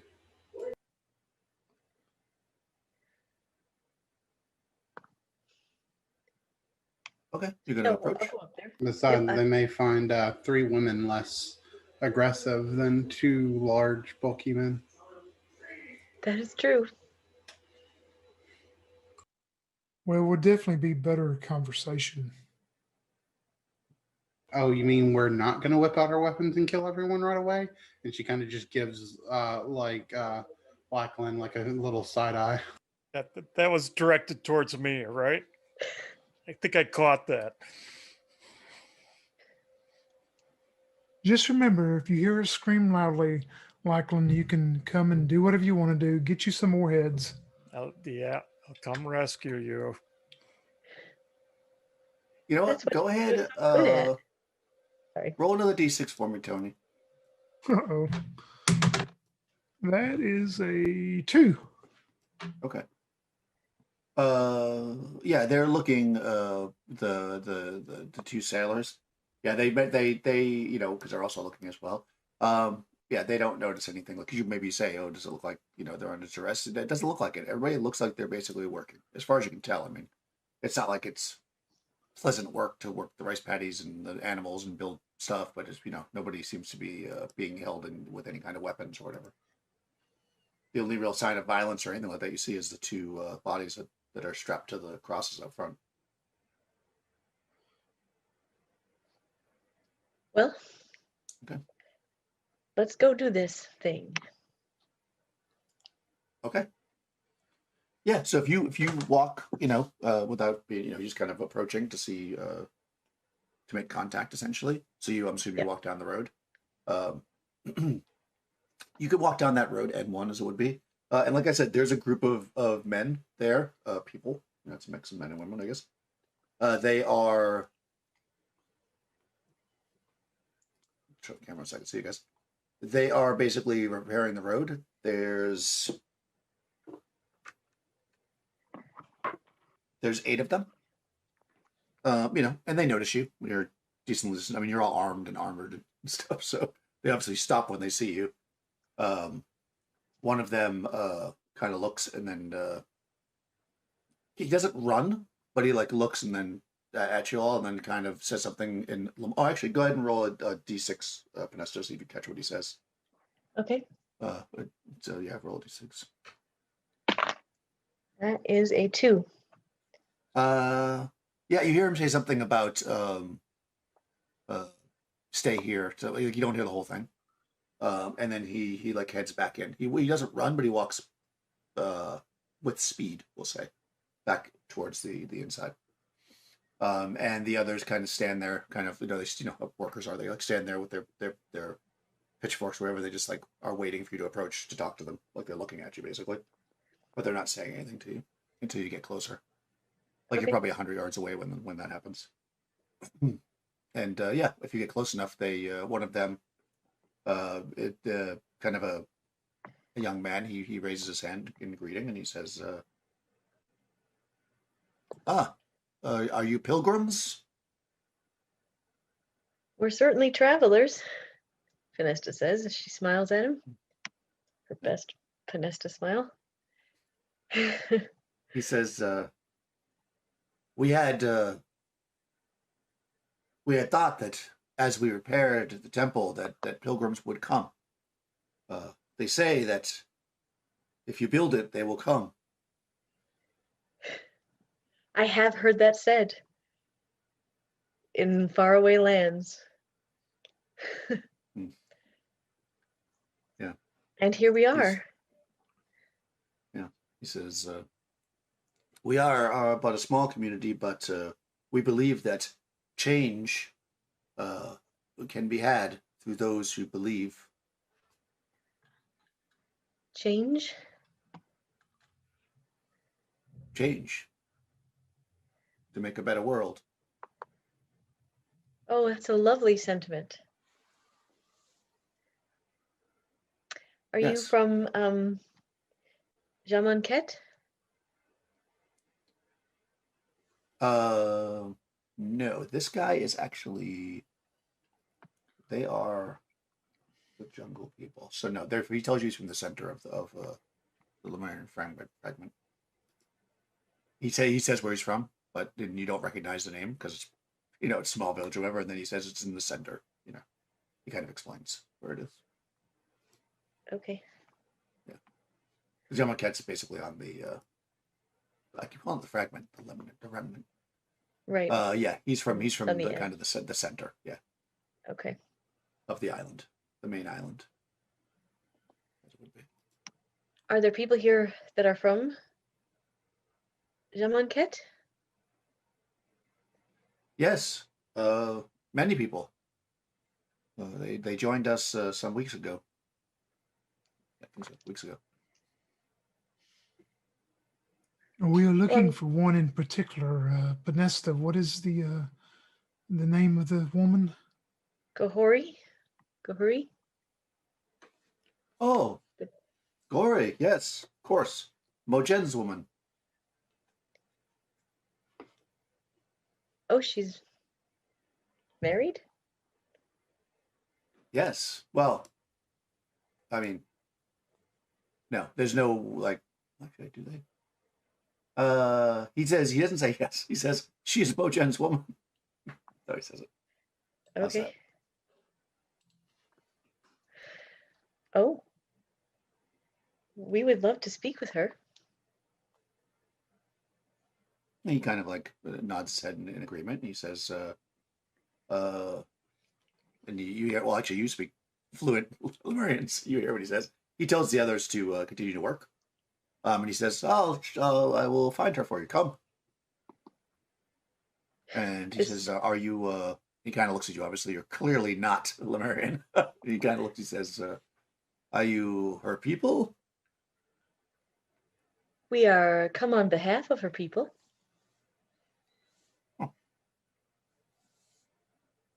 Excellent. Yeah, We and wanted to know why the settlers didn't send word that they were all right. Everybody is worried about them.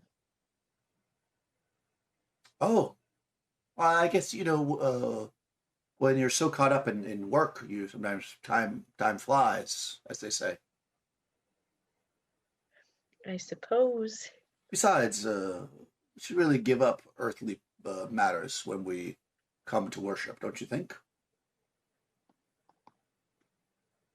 I suppose that's something I'll have to learn. Well, It's a beautiful pyramid. Did you find the stone? Was it like this? Or you're rebuilding it, you said? we are rebuilding the grounds. The pyramid has been here since the beginning of time. Well, it's beautiful. Yes, well, perhaps the high priest will take you in for some services if you would like to worship. We're always looking for new believers, as Wes said. Believers. Yes, And believers in the way. believers in the way. The way of what? What god are you worshiping here? Or goddess? Or gender neutral god? kind of squints a little. He says, "There's really only one God. All the others are, well, maybe they believe that there are gods, but Yig is the only true God." And he walks you in through the gates, and kind of in this section here that says N3, there's a bunch of it. These are a lot of small, like, huts. You see primarily women here, kind of like doing like house, like repairing the houses and cooking and burning fires and stuff like that around here. As you're inside, you see primarily men out in the areas that are marked N9, like tending to the patties, the rice patties, which they're growing there. And he brings you down to one of the let's say this one. That seems like a good one, right by N5. And in front of that house is a beautiful young woman. She is kind of. I'm sorry, Daniel. I thought you just finished. Go ahead. No, go ahead. I was just Brickhill's going to look at Panesta while they're walking and ask the men about, since you're the only one that can converse with them, ask them about the two men that are hanging outside the gate. What crimes did they commit, or what reasons were they there? Yes, and when I'm asking him, just keep an eye on him. He's mentioned Yig now, and we know what that means. Sorka can understand pretty well, right? I don't know. Can she? I told her. I mean, like that's what. I think you said I could understand pretty well. Like, so maybe I have a little bit of difficulty, but like I'm not as fluent as Panesta, obviously. Yeah, whatever you rolled, I can't remember what everybody rolled, but if that's what you rolled, yeah, I think the only people that really have trouble are Breakhild, who can understand a tiny bit. I think one of you can't understand at all. Is it Lachlan or is it Rush's character? One of them can't understand it. I think it's Rush. Yeah, Estrella or whatever her name is. Yeah, but I will tell Brickhill to watch this guy because now I don't trust him, of course. Yig.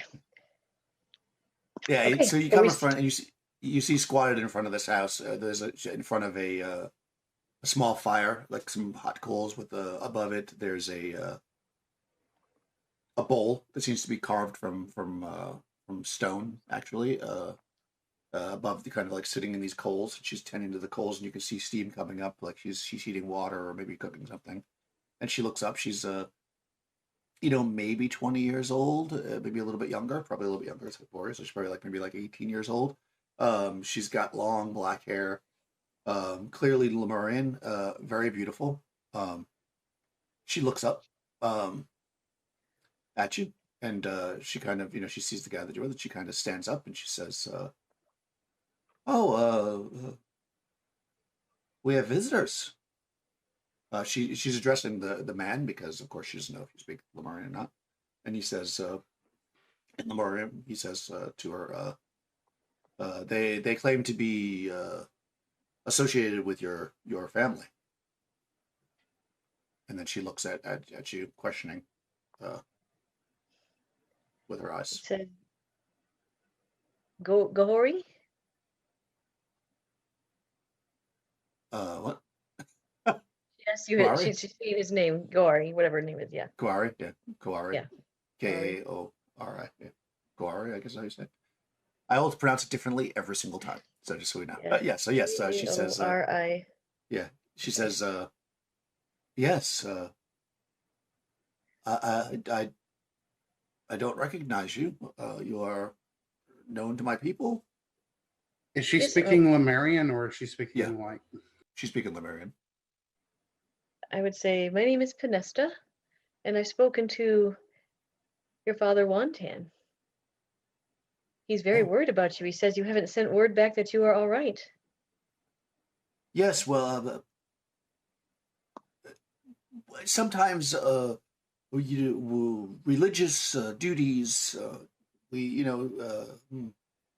Yes, I tell him I apologize. I didn't mean to worry him. I'm fine. I look around the room, does she seem to be like relaxed, or like, I mean, like, how many people are in this room? You know, like, does she look You're like she's outside. being held prison here? We're outside. You're outside. There's Same nobody question. that's holding anything to her at all. She is not being held in any way that you could notice. No. If you want Panesta's opinion, she's not quite right. But you know, Panesta, she's paranoid. Yeah. She'll What is she say telling? What is she telling you, Panesta? that she meant to send word, and religious duties kind of got in the way. Or tell her it may be best that she should write a letter to her father in her own words that we can take back if she's staying here. I will tell her that. I will tell her that, Daniel. Ah, okay. Yeah, she thinks, she says, "Oh, that's a good idea." The man that brought you in, he seems like satisfied that like you found what you needed to do. So he actually excuses himself. I would ask him to wait a second. Oh, okay, he waits. Yep. So that I can ask him Brightfield's question. Those bodies on the that are strung up and being eaten. What was their crime? What sort of crime merits Oh, that punishment? great blasphemies only could merit that kind of punishment. It is Great not for blasphemy. me to question the high priest Klang. Klang or Kang? He's Klang now because I said it. It's not for me to question the high priest Klang. Klein? Klang. Is it a Klang or Kang? I want to say it's Klang now because I already said Klang. Okay. Yeah, Klang is the high priest. So the high priest determines the punishments. As it should be. Well, Of I mean, course. Yig, I would imagine, speaking through the high priest. The avatar of Yig is strong. It speaks through him when he goes deep into the temple. That makes sense. Right, Thank they you say for that, your information. Oh, sorry, go ahead. They say that Yig brings all life and death.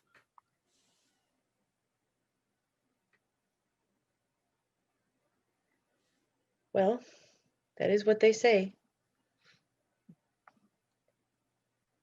Okay. So he kind of, Yes. kind of does bows in his head, and he turns and walks back. He walks away. You probably notice, actually, everybody who's there, so 3 of you can all roll a d6 to see if you notice. So roll, get a 1 or 2, you'll notice this thing before it happens. Nope. I rolled a 1. Okay. How about Sorka? I'm sorry. I'm trying to get to it. I got all my mouse all jigged up. Trying to roll a d6. Roll a d6. I rolled a 6. All right, yeah. So you're watching him go away, and maybe you're about to turn back and question her some more, and you actually see coming from the pyramid, you see the original guy that walked away with 2 men that you would maybe categorize as monks. They have the kind of robes that you've seen on, like the monks before. Their shaved head. They are, dressed in black, basically. Their shaved head, and they are armed. I just want to make sure before I tell you what they're wearing, what they have for weapons. They have spears. Yeah, that makes sense. That actually seems like the most logical thing from Redhead. Yeah, they have spears. I mean, they're just walking with them in their hands. Obviously, they're not like charging at you with them, but you do see them walking up in your direction. So you probably have like maybe 20 seconds with her alone if you want to say anything to her before they get there. And go. If you really write down what you want to say to us that you can't say out loud. Okay, she nods, and you can see that that she also sees them, and within a couple seconds, the man returns, and then kind of like, he's walking the 2 guards up there, but he kind of like separates from them and goes out to keep working, and the 2 guards, or whatever you call them, the monks, they approach, and in in the Lemurian language, they say, uh, "Oh, pilgrims, how excellent! And you have met Sister uh, Chiari. I hope that she is speaking fondly of the settlement and asking you to stay with us. We could always use more believers." She has said wonderful things about her religious duties. Yes. Yes, she is quite honored to be the woman of Mojen. Mojen. Oh, and who is Mojen? Oh, Mojen is the village elder, second only to the high priest in uh, in respect and honor. Well, that is quite an honor then for her. Yes. So you worship Yig here, the one true God, of course. Yes, of course. We must tell you that if you would like to stay, that all worshippers and pilgrims must put in equal time and work in the fields and helping to rebuild the glory of Yig. Well, we only just arrived, sir. We don't know if we're going to stay yet. Well, was it not the religious impulse put in you by Yig? How else would you have found us in the middle of? He kind of raises his hands. Well, Seems not like we get people passing through every day. no, but And you he do have smiles. settlers here from Jamanket who have family back home that were worried about them, and they hadn't sent back any word.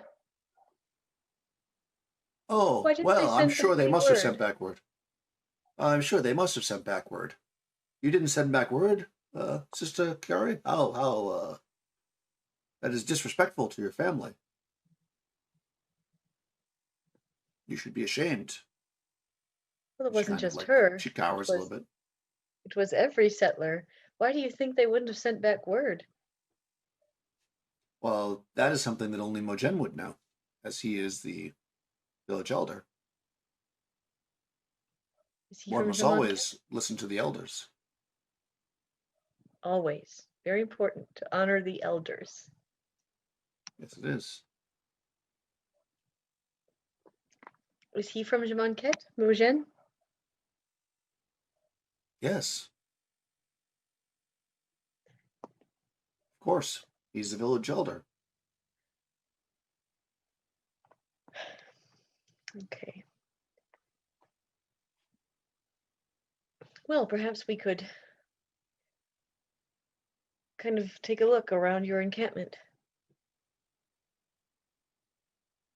He smiles. He says, "Well," and you can see he's looking at how all the weapons that are dangling from your various bodies. And he says, Uh, "It is not customary to allow armed strangers to wander the camp. We are peaceful, but we are not foolish. oh, I They understand. You can say send someone there with are us. bandits about. Well, or you could I didn't get that. Could you try again?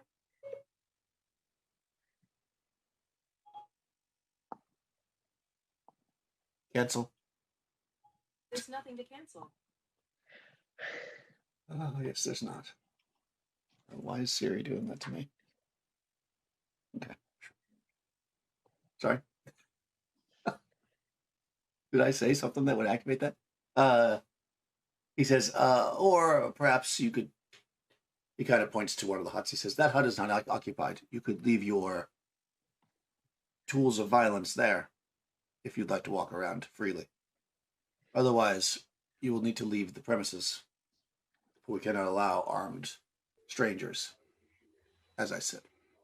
I understand that caution. Let me talk to my associates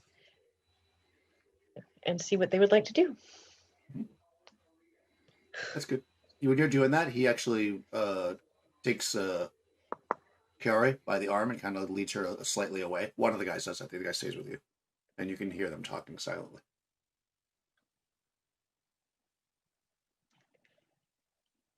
I don't know about you two, but I don't really want to leave my weapons anywhere. But that's the only way they'll let us walk around unescorted. I'm assuming Panesta speaking in common again. Yes, I'm talking to you and Breakill. Yep. Even though I like Sorka can understand pretty well, she's just gonna pretend she can't for now.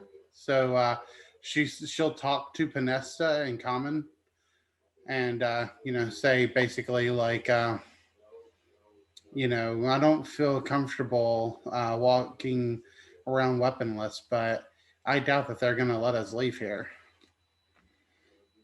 Either way. Panesta, you said that the choice was to leave our weapons in their hut and they will show us the premises, or we can just go in and leave our own way, correct? That is what they said. Like I said, whether Sorka's instinct is correct or not remains to be seen. They don't Well, seem. I don't know. maybe what we should do is have this girl write her letter and tell these monks or priests, whatever they are, that we will return. We will leave the premises and we will go back to where Lachlan and Balky are, and maybe as night falls, we can sneak up closer to observe this encampment overnight and see if we notice anything out of place. But tell these two that we can return tomorrow morning to gather her letter that she is sending to her father. Sounds like a good plan. We can always try to look around invisibly later tonight as well. Well, and one other thing while we were speaking, if we attempt, as Sorka believes, that if something is fixing to happen, I believe you have the ability to disappear yourself. Is that correct? Yep, that's right. If it does something happen, do not worry about myself and Sorka. We will do what we need. You should disappear and make your way back to Lachlan and Balky and bring them, and maybe we will still be standing when you get back. But that should be the plan, I think. But I believe we just leave peacefully. I don't foresee any problem. No, I don't either. Of course, if I do have to bring Lachlan back to rescue you, you can just be guaranteed he won't ever let you forget that, ever. Just so we're clear. Well, if we can get outside, just to let you know, if they do like outside try to stop us, I can produce a small flame and throw it into the air to let Lachlan and the other know if you want to do that, or do you just want to let Panesta go? I think it would be best to let Panesta go. I mean, you may not have a chance. They may strike you down before you're able to do that. You see the man that took Kiari. He actually kind of walks. He's not like grabbing her and pulling her, but you see that he kind of like directs her with his head, and then she walks with him back towards the temple. So now you're just left with the one guy who's waiting for you to stop him, Panesta, and tell the girl to write her letter. May I speak with the, what do you call her, sister? Sister Kaori once more? Sure. She has some duties to perform, so you'll need to be quick. Yep, I only need a Sister second. Kiari, she stops and she kind of comes back. Kind of like a bit, kind of like shoulders down, like head down a bit, and she looks up at you. Yeah, I'll say, we'll be back tomorrow for the letter to your father to let him know that he's okay. It must be in your own hand or he won't believe it's from you. He just wants to know you're okay. Okay? Yes, I will write the letter tonight. Thank you. All right. I would like my father to know that I'm okay. All right. And I'll nod at her. Okay. Yeah. And she kind of like does like a little bow to, of affirmation, and then she turns and she walks with the other guy back towards the temple. Okay. And I will tell the man who's still with us, that we will leave the temple and be back in the morning to take Sister Kawi's letter back to her father so that the people in Jamanket know the settlers are okay. Excellent. Also, if you're going back to Marquette, we have a beautiful settlement here. So those who are enlightened are always welcome. And I will make sure they know that. Exactly what you've done here. Thank you, Sister Panesta. You kind of just like a little, getting like a little farewell, like nod. All right. So I guess we will take our leave if they're going to let us leave. So. Yeah, I mean, if you turn and walk out, man, nobody stops you. He stands there. I mean, if you look back over your shoulder, he stands basically where you left him until you get basically to the gate, and then he kind of like walks slowly, towards that road, and then walks down back towards the temple. Okay. Yeah, he doesn't follow you or anything. Nobody seems to bother you. You see the men on the road. Still, they're all back working, and they just kind of like they look up at you, and then they just kind of do like a little, and then they just go back to work. They don't really say anything unless you address them. All right. It would seem, Panesta, that from what you've learned from speaking to these people, this is some type of a religious sect, cult, or something they are forming here. It's, of course, none of our business. I mean, if the people were willingly doing it, I mean, we'll obtain the letter tomorrow and go from there, I guess. Yes, as long as they were willing. I can't imagine why they wouldn't have sent word back. Well, sometimes when people get involved in religious things, that's all they think about, unfortunately. Maybe. We'll see what the letter says. Because I don't know, the way they talk about Kaori as Mojen's woman, and I don't know, something's off. Like you say, it may not be our business, but there's something rotten in the state of Denmark, as I read once in a very old book. Well, at least we can, as I say, maybe tonight a couple of us sneak up here and try to observe what's going on during the night. I agree. And maybe we should take them up on an offer to go into the temple and watch a service at some point, just to see what's going on. It's Yig, so it could be nothing, or it I could did be not something. see the two dunces laying down their weapons, though. Do you?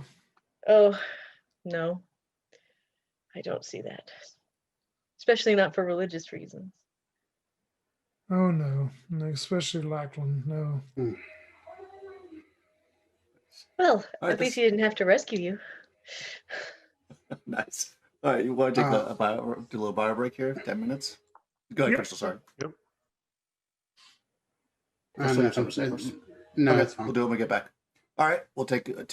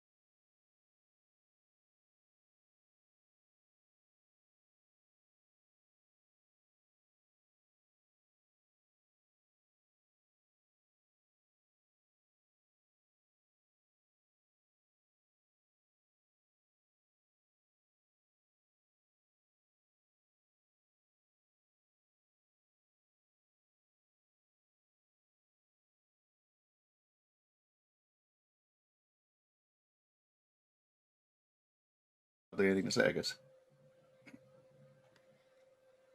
Okay, we're back. That was enough time to cook an entire turkey dinner and eat it. So we're back. You are you leave. You pass by the road crew that's fixing the road. They don't seem to, like I said, to make any. They notice you, but they don't make any conversation unless you do with them. And you head back into the wood line, the tree line or whatever you should say, where your party members are waiting for you, and the two sailors, of course. And yeah, what you want to do? Oh, also, I should probably tell you what time it is. So let me look at my map so I know what time it is. 'Cause you started super early. So let's see. It would have taken you 2 hours, 4 hours, 6 hours, 8 hours. So it's about 10 hours considering 12 hours. Okay, so it's probably, if you look, yeah, it's probably like getting towards the end of the day, actually, at this point. You're talking about like 5 o'clock in the afternoon as you head back towards, where Lachlan is. Yeah, I mean, we'll pass on everything to Lachlan and Balky and see what they think about the suggestion about sneaking up there at night and just observing.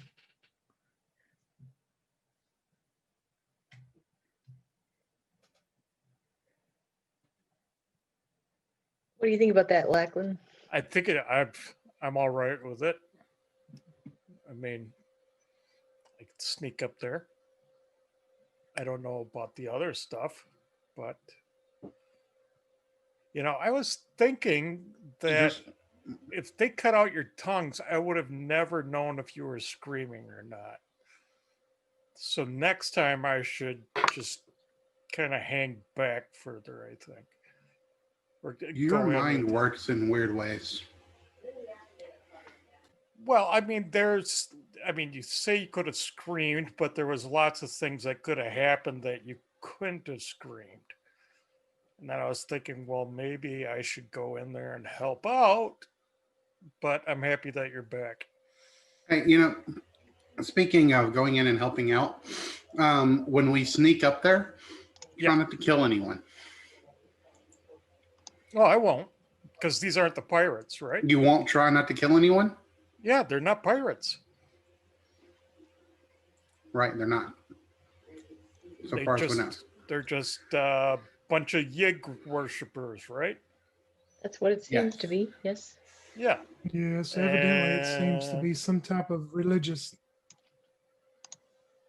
So as long as they're not messing with me, I guess we're okay then. So then you will try not to kill anyone. Well, I'm gonna have to get all Rel on them because I mean, Rel is do whatever you want, and I think I'll do that at that point. Pretty sure that's not what Rel teaches. That's what I heard. I heard her say, the woman in the hat said, whatever you want to do, you do it. And that's what Rel wants. That's what made me so attracted to it. I don't think that's what the woman said. I mean, I wasn't there, but if that's what she said, I don't believe that's accurate. That said, I don't worship Rel, but I talk to people of varying religious beliefs, and pretty sure that's not what they believe. Oh. Oh, Well, that's what I believe. So so and Since that I'd medallion follow used to Rel. belong, since that medallion used to belong to Kassan, can like the spirit of Kassan curse that amulet so long as Lachlan is wearing it? So Oh, what don't did you all worry. find out? Lachlan will eventually get to his. Yes. Because as Crystal has learned, the gods are real here, and if you mess with them, it will come I'm around not to get messing with them. you.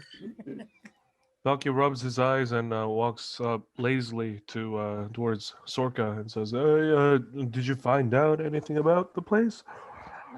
We're gonna Yeah, go in they- and sneak. They worship Yeg.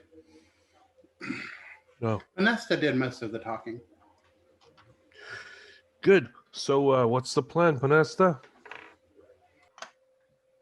Well, we are going to go back tomorrow to get a letter from headman's daughter, ostensibly to take back to her family.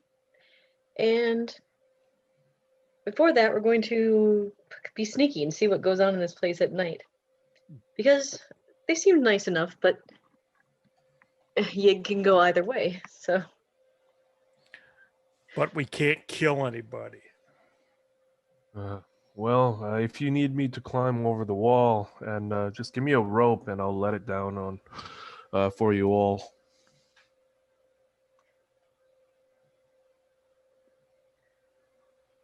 well, I don't know what we'll need yet, but certainly we'll keep that in mind. You got it. So what did the crucified people get? When I asked about that, I was told that that was the doing of High Priest Clang, and the Clang. avatar of Yig speaks through him, and he makes the decisions regarding punishment because they think he's actually speaking with Yig's voice in some way. Oh, so these guys they're not just following Yig, they're killing people in the name of Yig. They No, didn't know- evidently they did something to violate the rules and regulations. I don't think it was just a common killing for anything. Right, they said Nah. something about great blasphemies. Yeah, blasphemy. What's that? They didn't like their religion, so they killed them. I think What there's going to have business- to be some killing. What business is that of ours, though, Lachlan? We are not here for that. Oh, I thought we were. I thought we were going to bring back the girl. And The girl's an adult. She can make her own decisions. She seems to be here of her own free will, and she is writing a letter back to her father. I mean, she can make her own decision. Besides, doesn't your version of Rel preach that you can do whatever you want? So Yeah. who are you to judge these men for killing someone for religious crimes? I'll tell you what, he's the man with 11 heads. Yes, he is. And I'm still not Yeah, convinced you know, here what by our I'm own kind free of will. worried about is that our heads are eventually going to get added to that pile. see, exactly. And so my point of view is if there's going to be killing, we should do it first. I think you misunderstood my fear. No, but that's what we should do. You think Lachlan's gonna kill you and add your head to his pile? I'm just saying I'm sleeping with one eye open. I don't know. I mean, we've been traveling around for quite some time. He seems like a pretty good guy. Yeah. Yeah, look at him. He's all Zorka smart. looks to like the pole worth of heads that Lachlan is like holding. Yeah, totally. Great guy. To be fair, we were offered 20 gold apiece for those. Just saying. You gotta carry them around somehow, and there's no bag big enough for all those heads. But yeah, Yeah, if you want to give me 200 gold, I'll just leave the heads here. it's really starting to stink a lot. And look at all those flies. We gotta really do something about the smell. Okay. What if we boil them? Well, If we just kind of boil it, clean off the skulls? I mean, does it have to be the heads themselves? What if we bring them the skulls? I don't know. Zorka's gonna get a little closer to like Panesta, and she's gonna be like, "Please don't let him boil my head." I don't think it's going to hurt you, darling, but I won't. If he takes your head, I won't let him boil it. I mean, I would prefer you just don't let him take my head. I won't. Well, enough with the skullduggery for a little while. Let's just rest up and do what we need to do for the Yeah. evening. We'll go Yes. sneak. Okay. Yes. I mean, I All right, like so- that. It's simple. We sneak. All right, so what's the plan here? You've got will you wait until the well, actually, you probably see, I would imagine, because they would. Oh yeah, look at that, perfect. I even rolled for it. Coming down the road as the sun is dropping through the sky, you see. First, you hear it, Boom, boom. And then you see a very large reptilian type creature, whatever you want to call it, that is being led, we'll say, by four Men. They look kind of like the men who addressed you inside, the men with the spears. Riding on the back of it is another one of these men in a very large saddle. And 5 more follow behind. So there's 10 of them total. 10 men plus this creature. And they are walking down the road towards the interior. And they pass through the gate. And of course, from the distance that you see, you don't exactly see where they go after that, but they kind of ride in. And then the sun sets. Oh my god, this is going to be the best story. I can't wait to write this one. Well, That was amazing. I misheard whether if you're gonna write this one or ride this one, and then he Oh. points at the footprints of that large lizard that went by. With any luck, my friend, both. I don't know. That's awfully big. I'm afraid it's gonna eat us all. It's not going to eat us all. I mean, it I might don't eat know. you guys. It's not going to eat me. Oh, here we go. I got a picture for you guys. Hold on. It's These are still always good. cool, don't you think, guys? I mean, that's just neat. Yeah, it looks like Yeah. that. Yeah, it's pretty awesome. Oh, look at that. Yeah, except with the saddle on it, of course.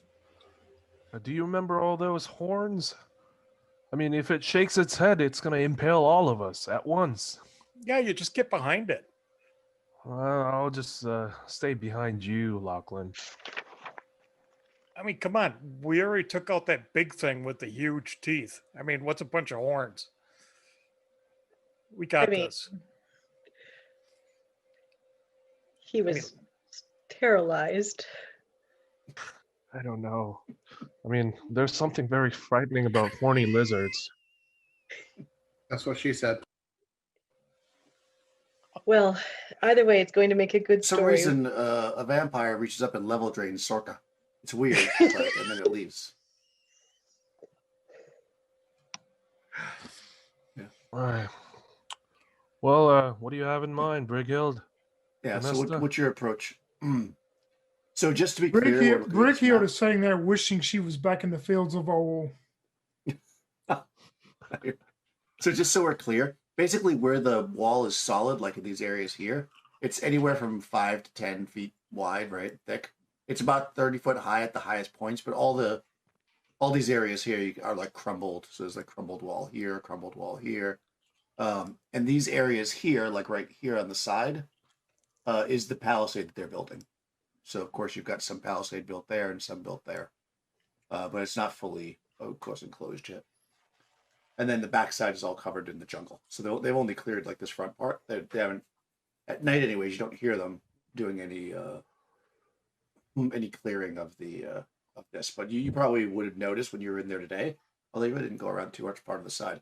But you would imagine that there was at one point this whole thing was the jungle was encroaching and they've been clearing it out little by little.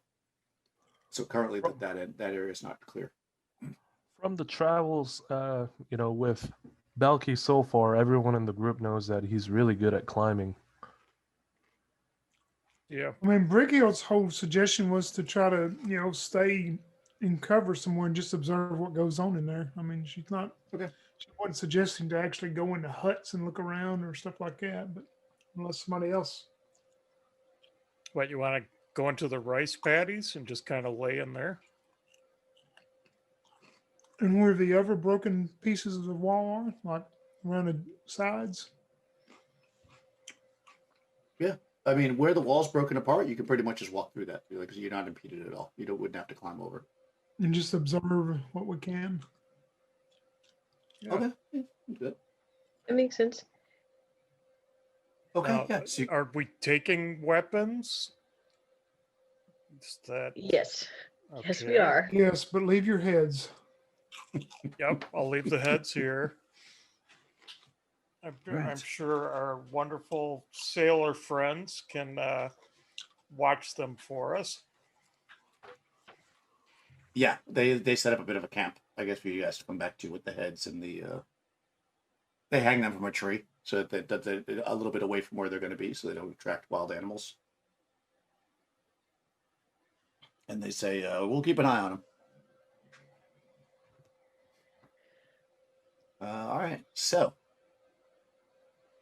things that you might observe while you're looking at night. Probably the most obvious thing that maybe you're looking for and you see is that in the area that is N8, that dotted area around it, that is where they put the creature that they were riding.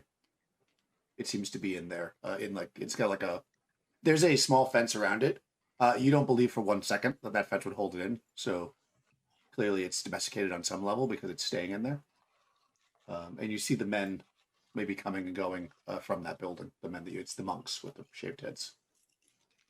And 4, which is another kind of outside area, you see is it's a very large barn. Oh, they've got Uchina, which are kind of like the closest thing to horses they have here. They're kind of like horse-like, but they have like a long kind of like snout. Probably not something you've seen before, but they're basically a domesticated animal like a horse. There's 3 of them in there. And where were they, Daniel? Sorry. They're in N4. N4. Okay. Yeah. Look at your picture in a second. Otherwise, outside, you see the villagers, the people that have been working in the rice paddies and the rebuilding of the various areas. They seem to go back to the huts, and you see kind of small, we'll call them family units. You don't really see any children per se, but you do see young couples and small groups all seem to be gathered kind of in front of these huts. It seems like they probably sit outside and eat. You know, like you had seen her earlier cooking out there. You see them kind of sitting outside, consuming their evening meal or whatever with the small fire, kind of the small firelight, kind of lighting the area as best as possible. It is raining kind of on and off, so they don't, it's kind of like they try to keep the coals as dry as possible to keep the fires going, so you don't see like big bright fires because of the rain. You do periodically see. I mean, if you stay out there, we'll stay for a few hours. You probably see some more of those monks leave the temple area, the pyramid, I should say, and they go to that N8 building, and they kind of like swap, and like some that were in there come and they go into the almost like shifts. You could probably say you see one shift change. I'll say when the time that you're there. Other than that, there is some smoke rising from the pyramid itself at one point. Not a lot, but a little bit. Kind of coming from the center of it. And what else might you notice?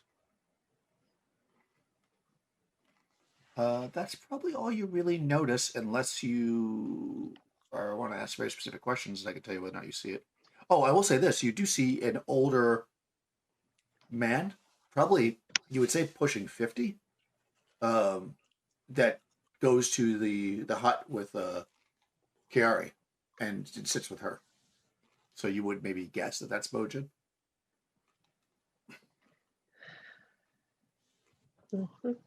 They don't have any armed patrols out during the night. We see any of the monks or the only people that you see at all with weapons are the monks, and they only go from the pyramid to that what I'm gonna call the barracks kind of area where the dinosaur is. They go in there, and then some of them come out and they go back in. At night, the other thing they do, I should probably just is right where the gate would be, even though there's clearly huge holes in the wall, so it's not probably that effective. They do actually. They've got a couple of carts, and they like roll them and just kind of put them in that space so that anything maybe large that was trying to get through might be deterred because the space is not going to be big. But they don't put a guard there or anything now.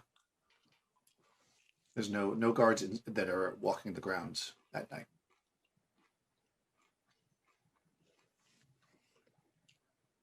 Right. Yeah, I'm just going to confirm that, but that's true. Yep. Yep, they do not. Doesn't seem like they're doing anything wrong. Nope, it doesn't seem that way. Yeah. See. Well, let's go get some sleep. But what? Nothing. Never mind. Go ahead. No, say it. No, I need to think. So not right now, Lachlan. Okay. Well, I mean, do you want to stay here? Do you want to watch more? I'm kind of hungry. Do we hear any? One more question. Do we hear any ceremonies or anything going on in that we could hear from the pyramid from where we are? Hmm. You have discern noise as a skill. I do. What is it? It is, I believe it's 6 and 12. Let me just make sure. Yep, 6 and 12. Okay. Let me look.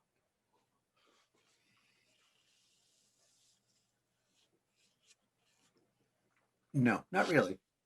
Okay. Nothing that you would consider to be like a ceremony. You don't hear any drums or chanting or even, a large enough group that you'd be able to hear, them, chanting or anything like that. You don't hear any of that. What does it smell like? It's very jungly here. I mean, So it basically smells like. The smoke that's coming Oh, out of it's the. way too far away. You can't smell it. Okay. Okay. Yeah. I mean, unless you want to climb up on the side of the pyramid.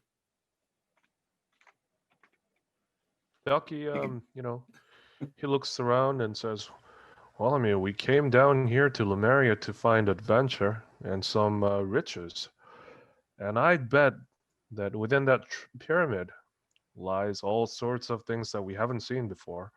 I'm curious. I'm just gonna take a look and see what's in there. Anyone game?" Riccio just crosses her arms and gives you a go to hell look. Look at Brighild and say, what if this is where the feathered crown is kept? Well, if it is, I mean, I guess we would just have to abandon the hope of trying to pursue that. I mean, these people are some type of religious community. I mean, as you and I have seen, the girl doesn't seem to be coerced to stay here at any point. I mean, she may be under the undue influence of this yig, but I don't see any reason for us to uh, I go bet you inside.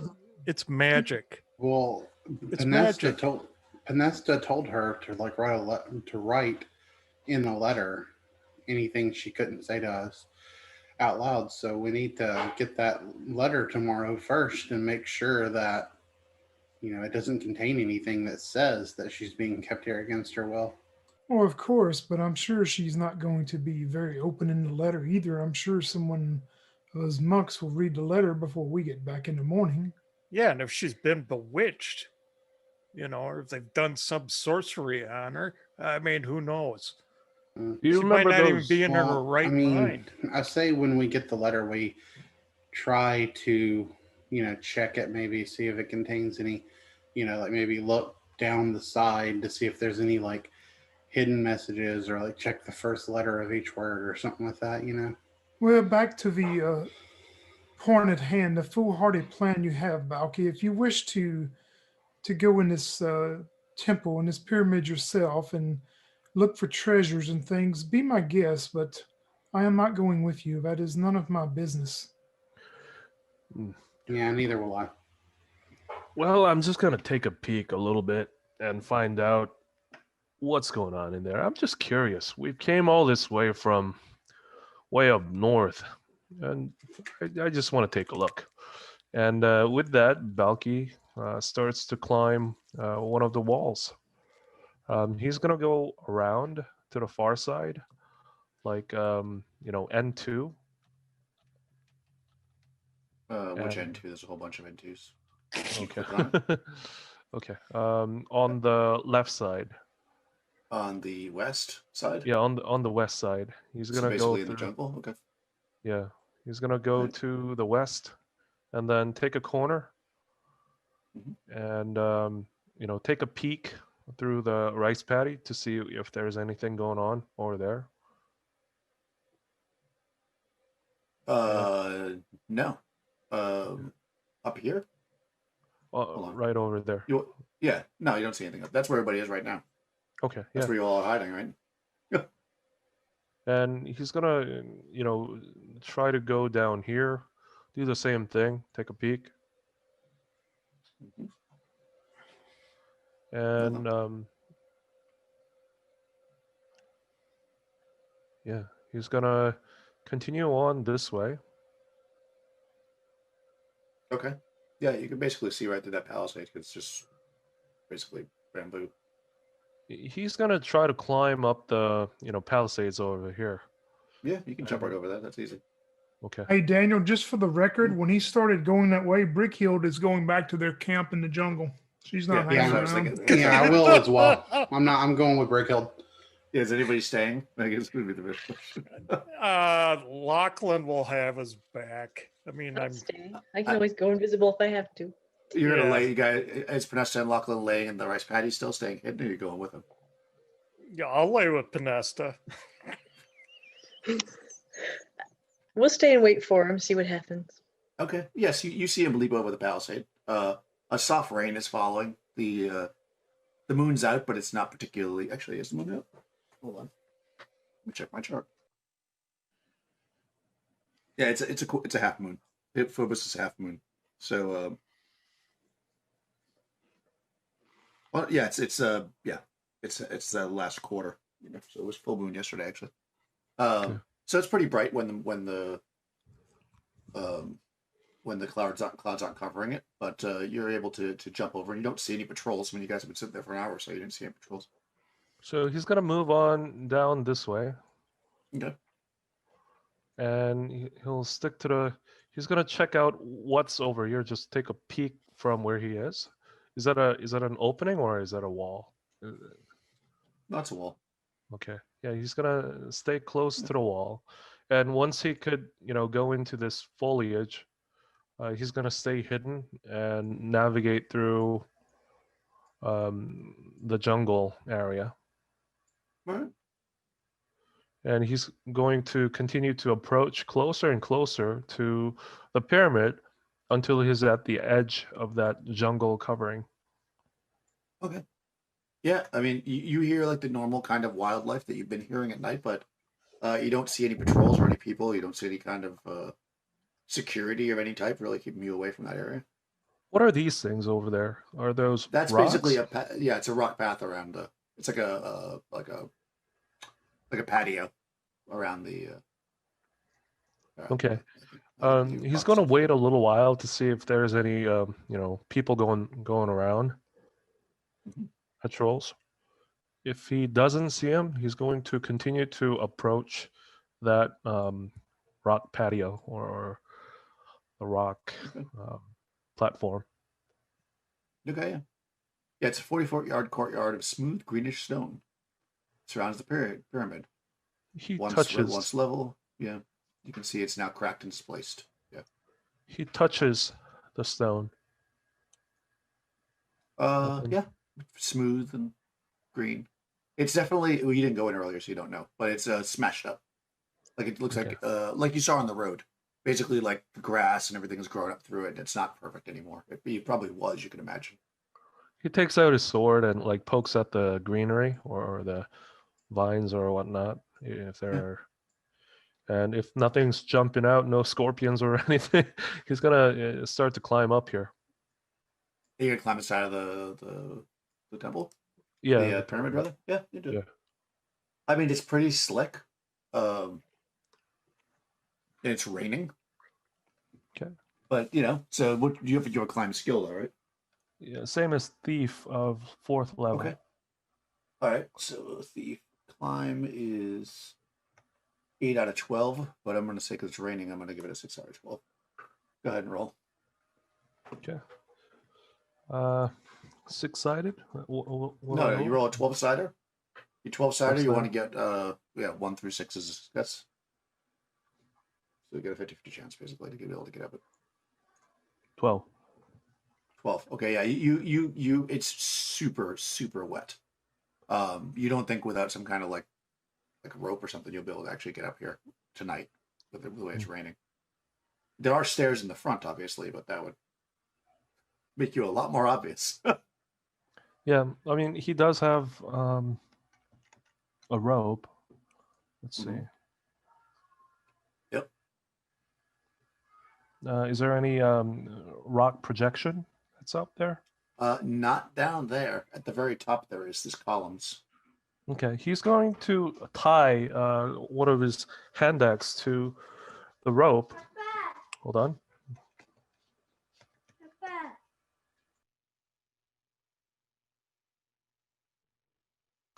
Yeah, so he's gonna tie his hand axe, use that as a grappling hook, or try to catch a little cranny or something to see if it could try to anchor it and then use that to climb up. All right. I mean, it's pretty much solid marble. I'll see if there's a chance if it works or not. Yeah, it doesn't seem like that's going to happen. Yeah, after a You couple throw of it up there, clanks. it clanks a few times pretty loudly, and probably maybe draw some attention, possibly. But you wait and you don't hear anything. Yeah, you don't think with the being wet like it is, that you'll be able to get up the side here. Does he hear anything, or does he smell anything? Yeah, now that you're closer, you can smell. It smells like there's like some food cooking inside. It smells like you can't exactly place it, but maybe some meat or something cooking. It smells pretty good, actually. Okay. Yeah, he's gonna look around and he'll come back. Actually, I don't Okay, think he yeah. wants to. Yeah. Well, actually, Yeah. what the hell? He's gonna approach like N11, like right around here. At the which one at the back? Sorry, Right, no. yeah, on the western wall. Oh, at the front. Okay. Yeah, right. western side of the All right. because that's where the stair is, right around there.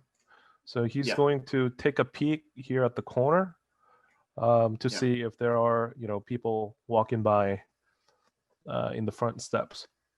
I mean, there's nobody walking by particularly, but you do hear voices and you see people that are actively like doing stuff out here. Okay. Yeah. This right here, by the way, N11 is a column.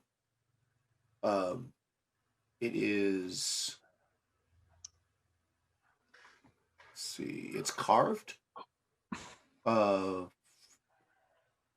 Massive 8-foot diameter, 25 columns, green marble. 2 were knocked over, as you saw. So you can tell that they were carved in some kind of pictograms and stuff. But they're so old that now they've just basically worn off, and all you can see is basically that there was something on there, but you can't really make out what it is, especially not in the dark. They look like they were probably carved at one point with various runes, but they're now long since have gone worn out. Right. He will continue to go south and check out the southwestern corner where Yep. that knockdown column is. Yep, that looks basically like the same type of column, except it's knocked over, and of course now there's vines and stuff growing up around it. Okay. Are there any spots where vines are growing up the side of the pyramid? No, there's nothing actually growing on the pyramid at all. The only like the growth that's breaking up the courtyard there is basically just like grasses and stuff, and none of it's very tall. Okay.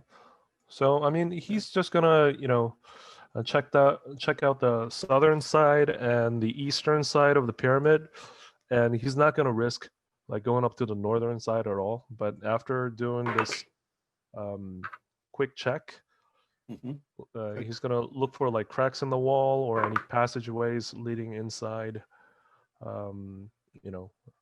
That could possibly lead inside a pyramid. If he doesn't find anything, he's gonna return back to where he was. Right. Yeah, you could definitely tell that it's pretty well shored up, and actually, the fact that the area around is so like ruined and worn and destroyed, but the pyramid itself, because you've given it a pretty close look now, even though it's been dark, is essentially perfect. Like there's no chips in it, there's no cracks in it. It's looks like it could have just been carved. In fact, in areas, maybe because it's been raining, but it almost looks like it's been polished. It's so like perfectly smooth and clean.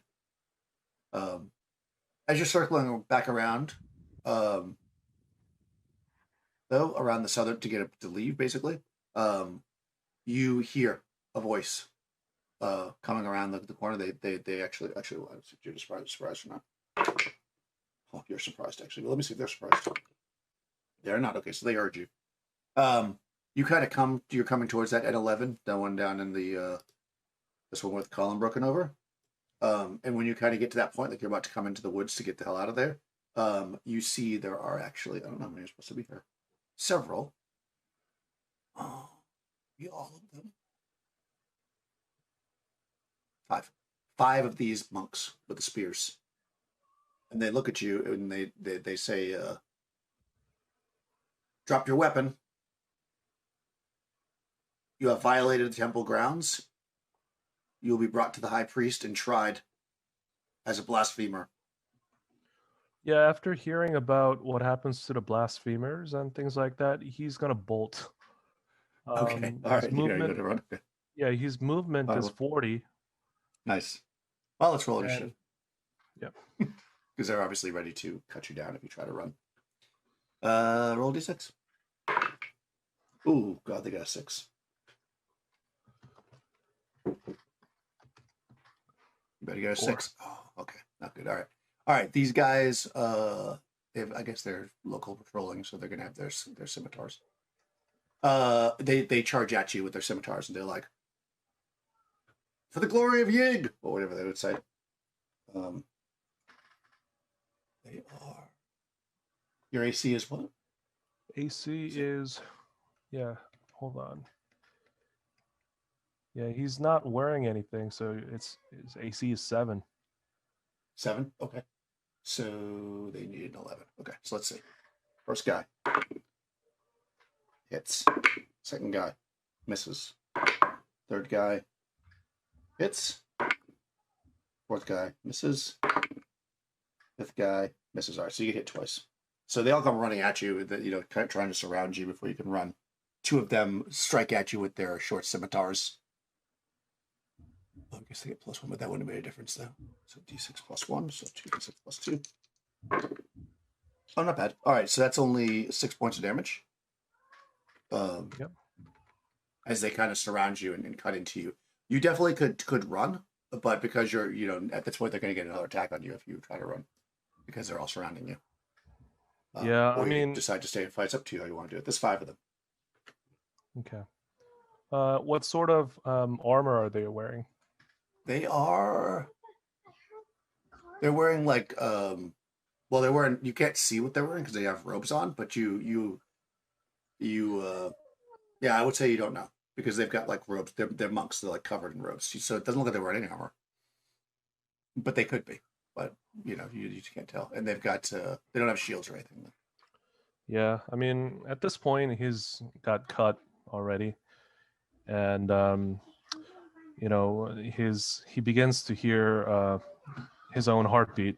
Goes thump thump thump thump thump thump thump thump, and as one of the scimitars cut into his skin, he goes like ugh, and then the heartbeat sounds louder and louder, and it drums within his ears, and he goes he lets out a primal scream and goes into a rage. Oh no! All right. Well, I guess this is the time to do it if you're ever going to do it. Yeah. All right. Berserker Rage, Furious Battle Lust. Pounding chest, beating weapons together, some of the manner. Enter the ridge anytime during the battle, which is especially if his blood has been drawn, right? Once per day for every 4 levels. Okay, that's fine. Okay, so it lasts for as many rounds as the Berserker's Constitution score. Okay. So Constitution score is 15. And, Holy crap! Okay. Yeah. Let's see. All right. Let's make a note So of that. he took how many points? 7 points? 6. 6 points. 29. And Okay. he gets temporary 8 points. Nice.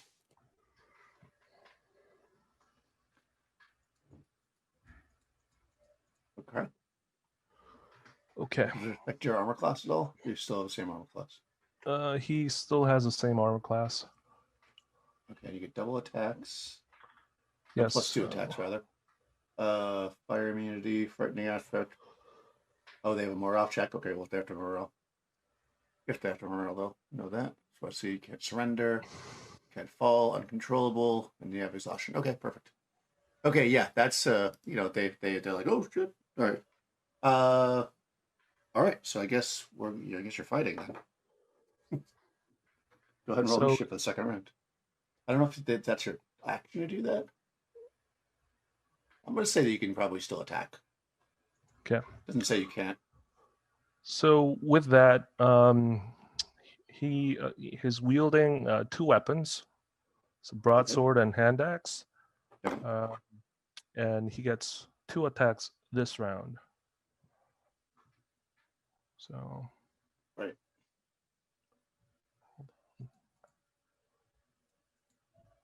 There we go.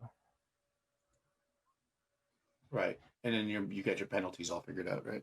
Yeah, I have the penalties for the hits. So hits AC 7, damages actually 8. Okay.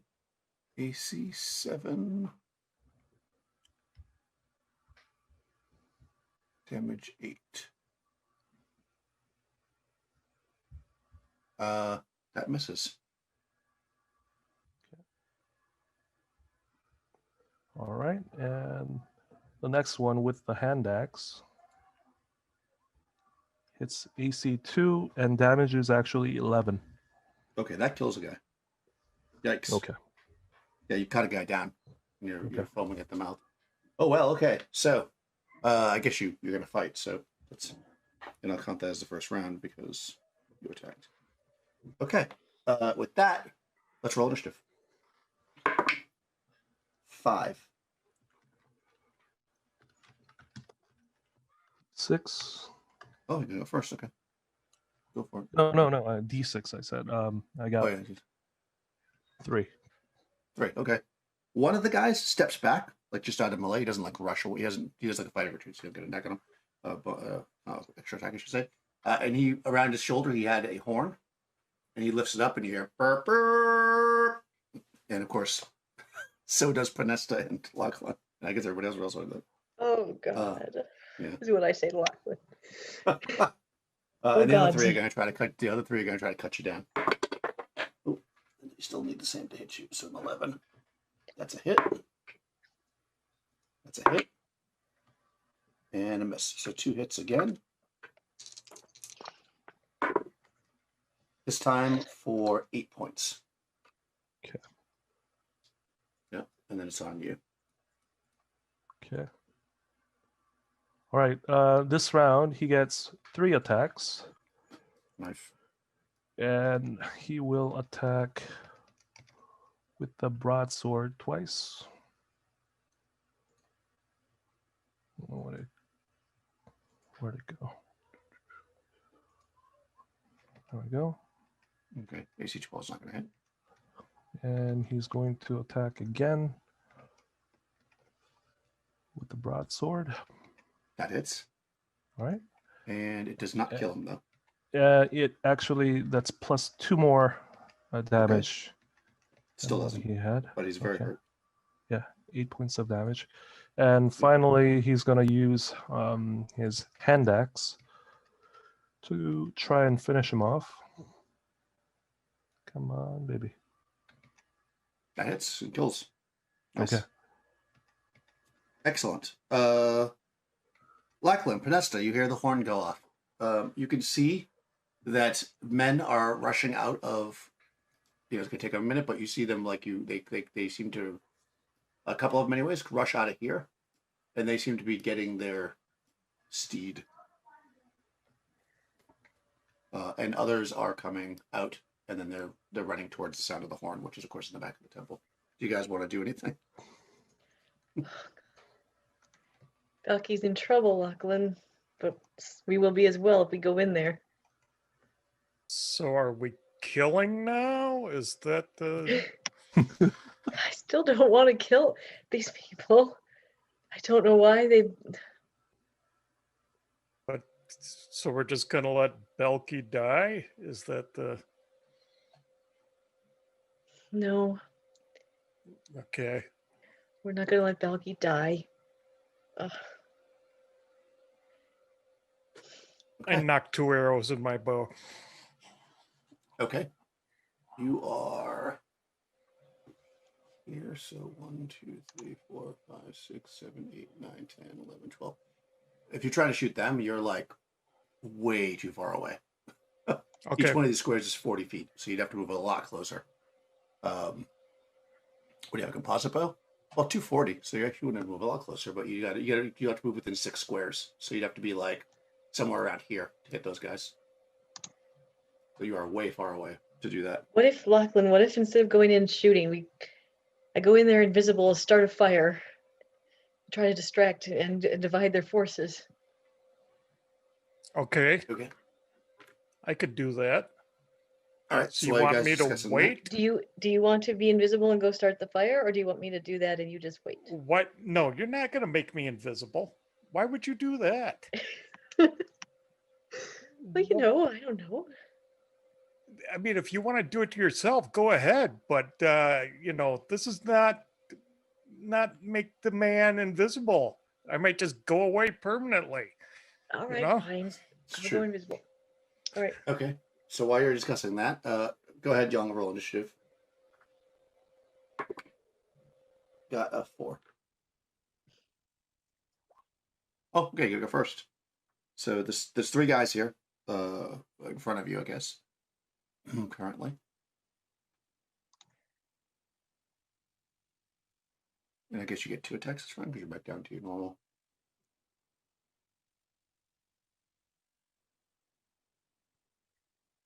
Okay, that misses. Well, that would have been a lot of damage.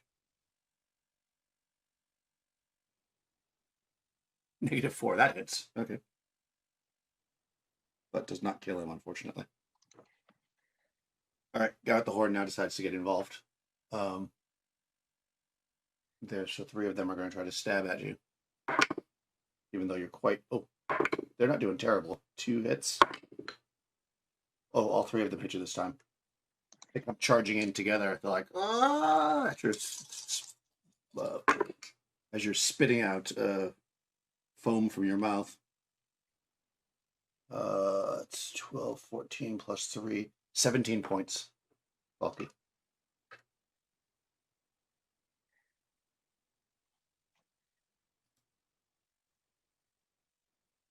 Are you talking? Because I don't hear you.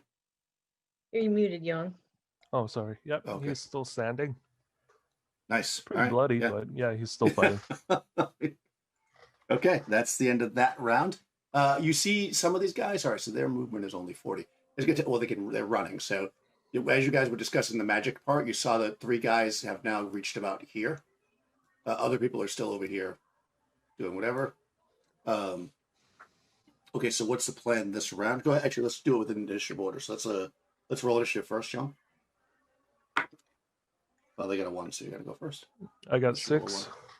1. Okay, so you're gonna go first. But let me just so Malay goes first. So go ahead and go first, Balky, and then we'll decide. Then we'll do the magic and everything else that's happening. The guy that's injured Misses. again, he Hits, does 10 kills him. points. That kills him. Okay. And the other one, AC 5, Hits. damage 8. Okay, yeah, it does not kill him. He's very, very hurt though. They're probably gonna run. Well, maybe not actually. They roll them around. Oh no, they're staying. So they're gonna attack you first, and then we'll go back to Pernista. And... All right, so they're hoping that the reinforcements are gonna come soon, and they're still chopping at you. Hit. And a hit. 2 more hits. And they're like, Ying! Protect us! 9 more points. Okay. Okay. Back out in the mud flats there. All right. Oh, by the way, Hold on. I'm sorry, do Brickhild and Sorka also hear this horn blowing? Did you guys want to do anything, or you're basically back at the camp, I guess? When when Brickhield hears the horn blow, she looks over towards Sorka and she goes, "The fool made his own choice of wanting to go in and steal from these people who have not done any harm to us. And I trust Pernesta has got enough wisdom to protect herself, and she has ways to get out herself. And Lachlan, I do not know what he is thinking. He seems to go from one thing to the other the past couple of days, but All I can do is trust him as a childhood friend. He is strong enough to take care of himself. And if they make it back, they make it back. There's nothing that I can do for them. Sorka is looking over the berries that she picked to try and make sure they're still fresh, thinking about which spells she needs to do. And then she says, "Hey, did you know that you could actually heat corn with a little bit of oil and it pops into like a nice treat?" In other words, she's not going to go back to the temple either. Okay. Cool. So what's Panestra and Lachlan doing? Well, I would like to try something. Go for it. I would like to get on the flying carpet, turn invisible, fly over the temple, try to find Balki wherever he is, paralyze the guys that are fighting him so that he can run. I don't know he's berserk, right? So that's what I want to try. Okay. Well, how fast does the carpet fly? Let's start there. Let's see. I need to grab that magic items. I'm not sure. Okay. Nobody ever sent me any flying carpets. Oh, I didn't send it to you. Is that what you're blaming me now? No, of course not. I would never do that to you. Wow. I heard a bus coming. That's what I heard. Right, yeah. No, come on, guy. You know, I just The wow, a vampire jumps out and level trains. Right. That's so weird. You know, all I do as a kid. Miscellaneous magic. Here we go. Flying carpet. I believe carpet of flying. This dense, finely woven rug measures 6 by 4 feet and is 1/4 inch thick. It can bear 2 unencumbered people and fly at 60 move, or at 600 pounds, its speed reduced to 30. So yeah, you don't weigh 500 pounds. So Do not. you can go 60 is your move. So yeah, you can do that. It's gonna take you a little while to get there, but yeah, you're gonna move from here. You can take it out and turn invisible, this round. Yep. You can start flying. And you can obviously go up as you go. Like, I'm not gonna count the height part. So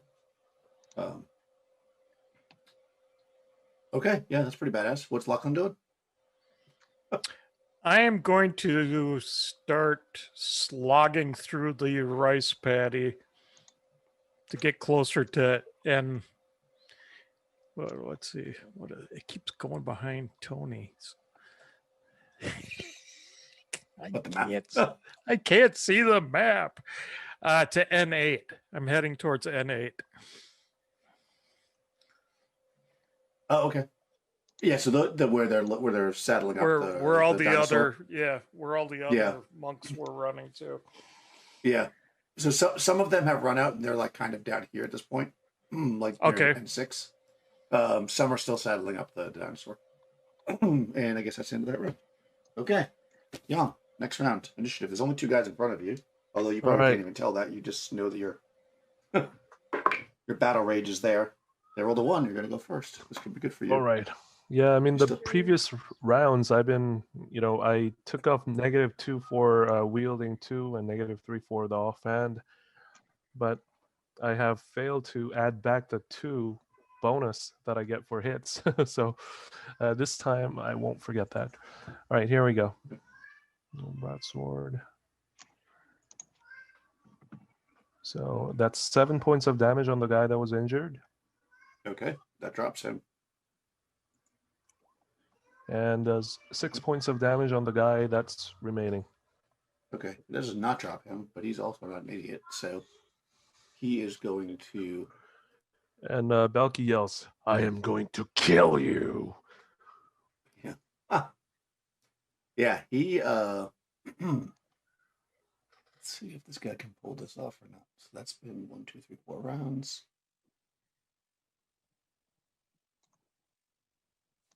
One second.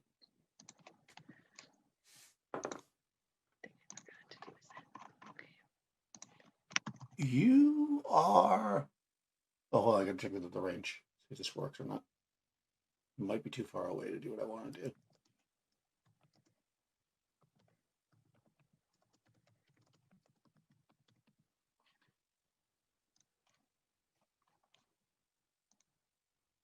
think he is actually. Okay, so you can't do it. 20. Yeah, no, okay, so he can't do anything. All right, so he's going to attack you. He's just hoping for the best. He's only one guy left, and he's like hoping that his friends come, which they're not going to come soon enough. I can tell you that. Oh shit, these guys are supposed to be getting 3-2 for their attacks, aren't they? Or am I wrong about that? I think they are. All this time I'm only giving one attack, so yes, he gets 2 attacks. Finally, he remembers that he gets a second attack. And he hits with it, actually, the second one. In a desperate move, he swings, hitting you for 7 points of damage. And he says, Yig will receive me into the afterlife. And he cuts into you. He's pretty hurt. Panessa's moving. Lachlan's moving. These guys are moving. I mean, everybody's just kind of moving at this point. And Balky's still up, right? You're still up with that 7 points? You don't know how, but he is actually up. You know, you see him, you know, and that should have killed like a normal man, but he's actually still up and fighting. Nice. So yeah, this guy is like he's faithful to his god, but at this point he's kind of like, oh crap. So he knows he's probably gonna die this round because he's already been injured by you and has seen what you can do. But he's trying to take you out. So go ahead and roll initiative. You got a 4.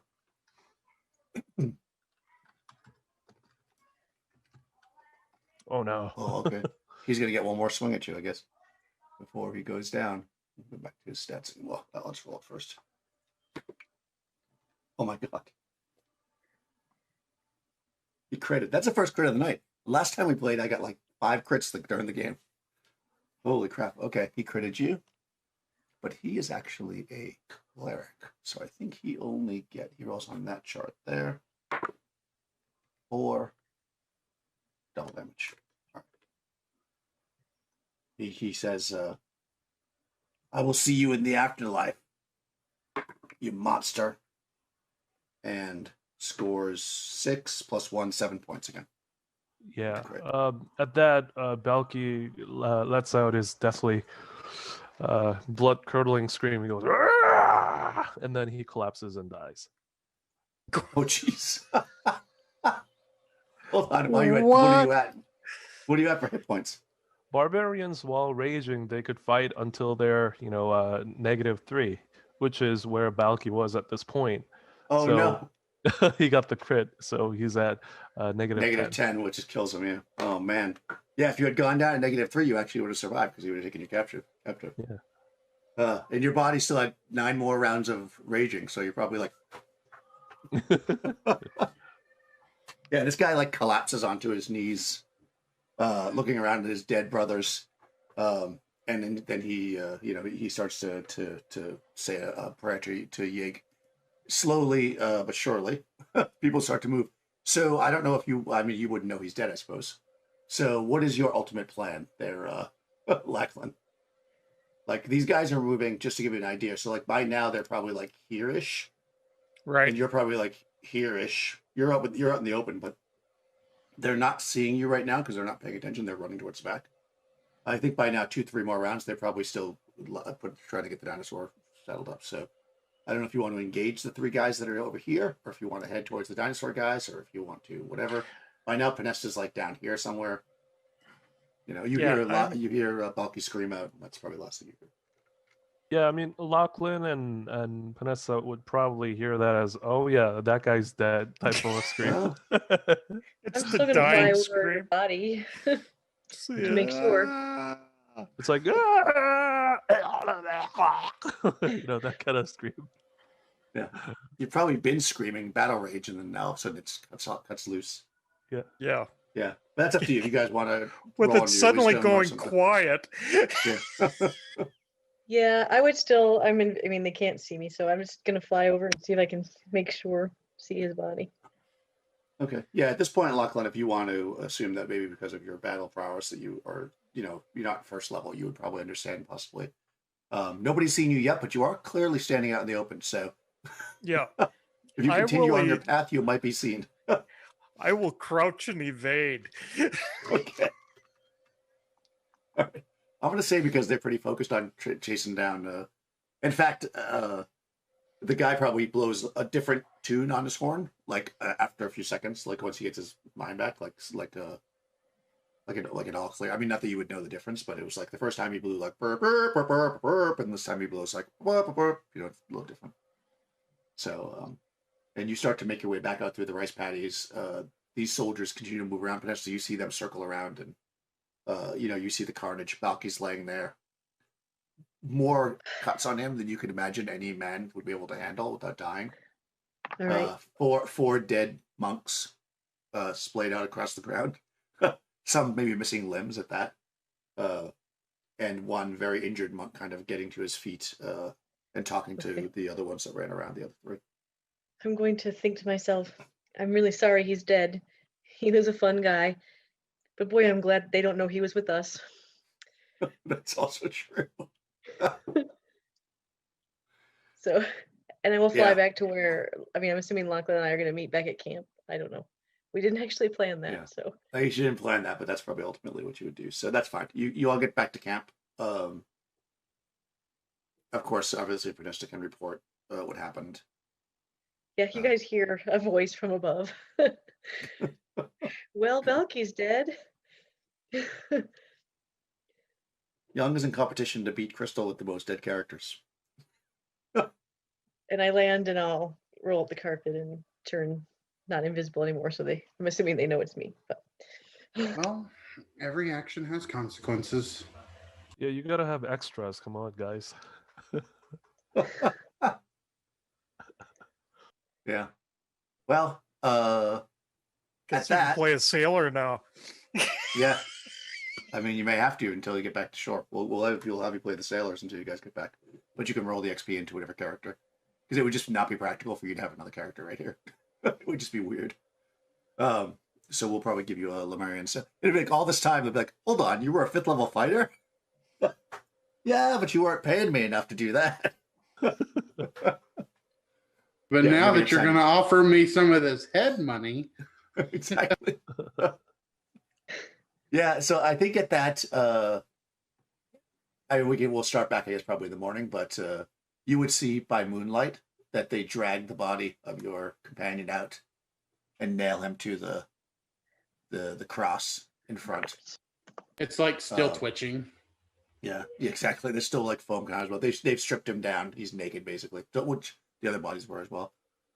You could see he's cut and bleeding in the moonlight as the soft Lemurian rain falls upon him. And that's probably where we want to leave it, unless you guys want to. Is there anything else you definitely want to do before the next session? I know Tony won't be here next session, so if there's anything Brickhill wants to do specifically.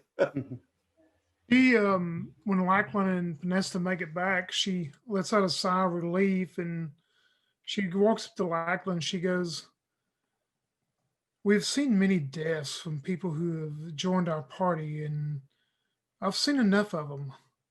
But this one was a foolish one, a foolish choice made by a foolish man. And Lachlan, if you do not control yourself with certain things you've been doing lately, you are going to make a foolish choice. I do not want to have to return back to the village and tell your mother that your body is in the jungle somewhere never to be recovered. Wise up, my friend."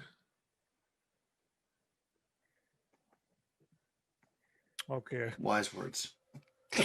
Wise- Wise words from Brickhill. he to the hangs his poster. head. Yeah. Yeah, agrees.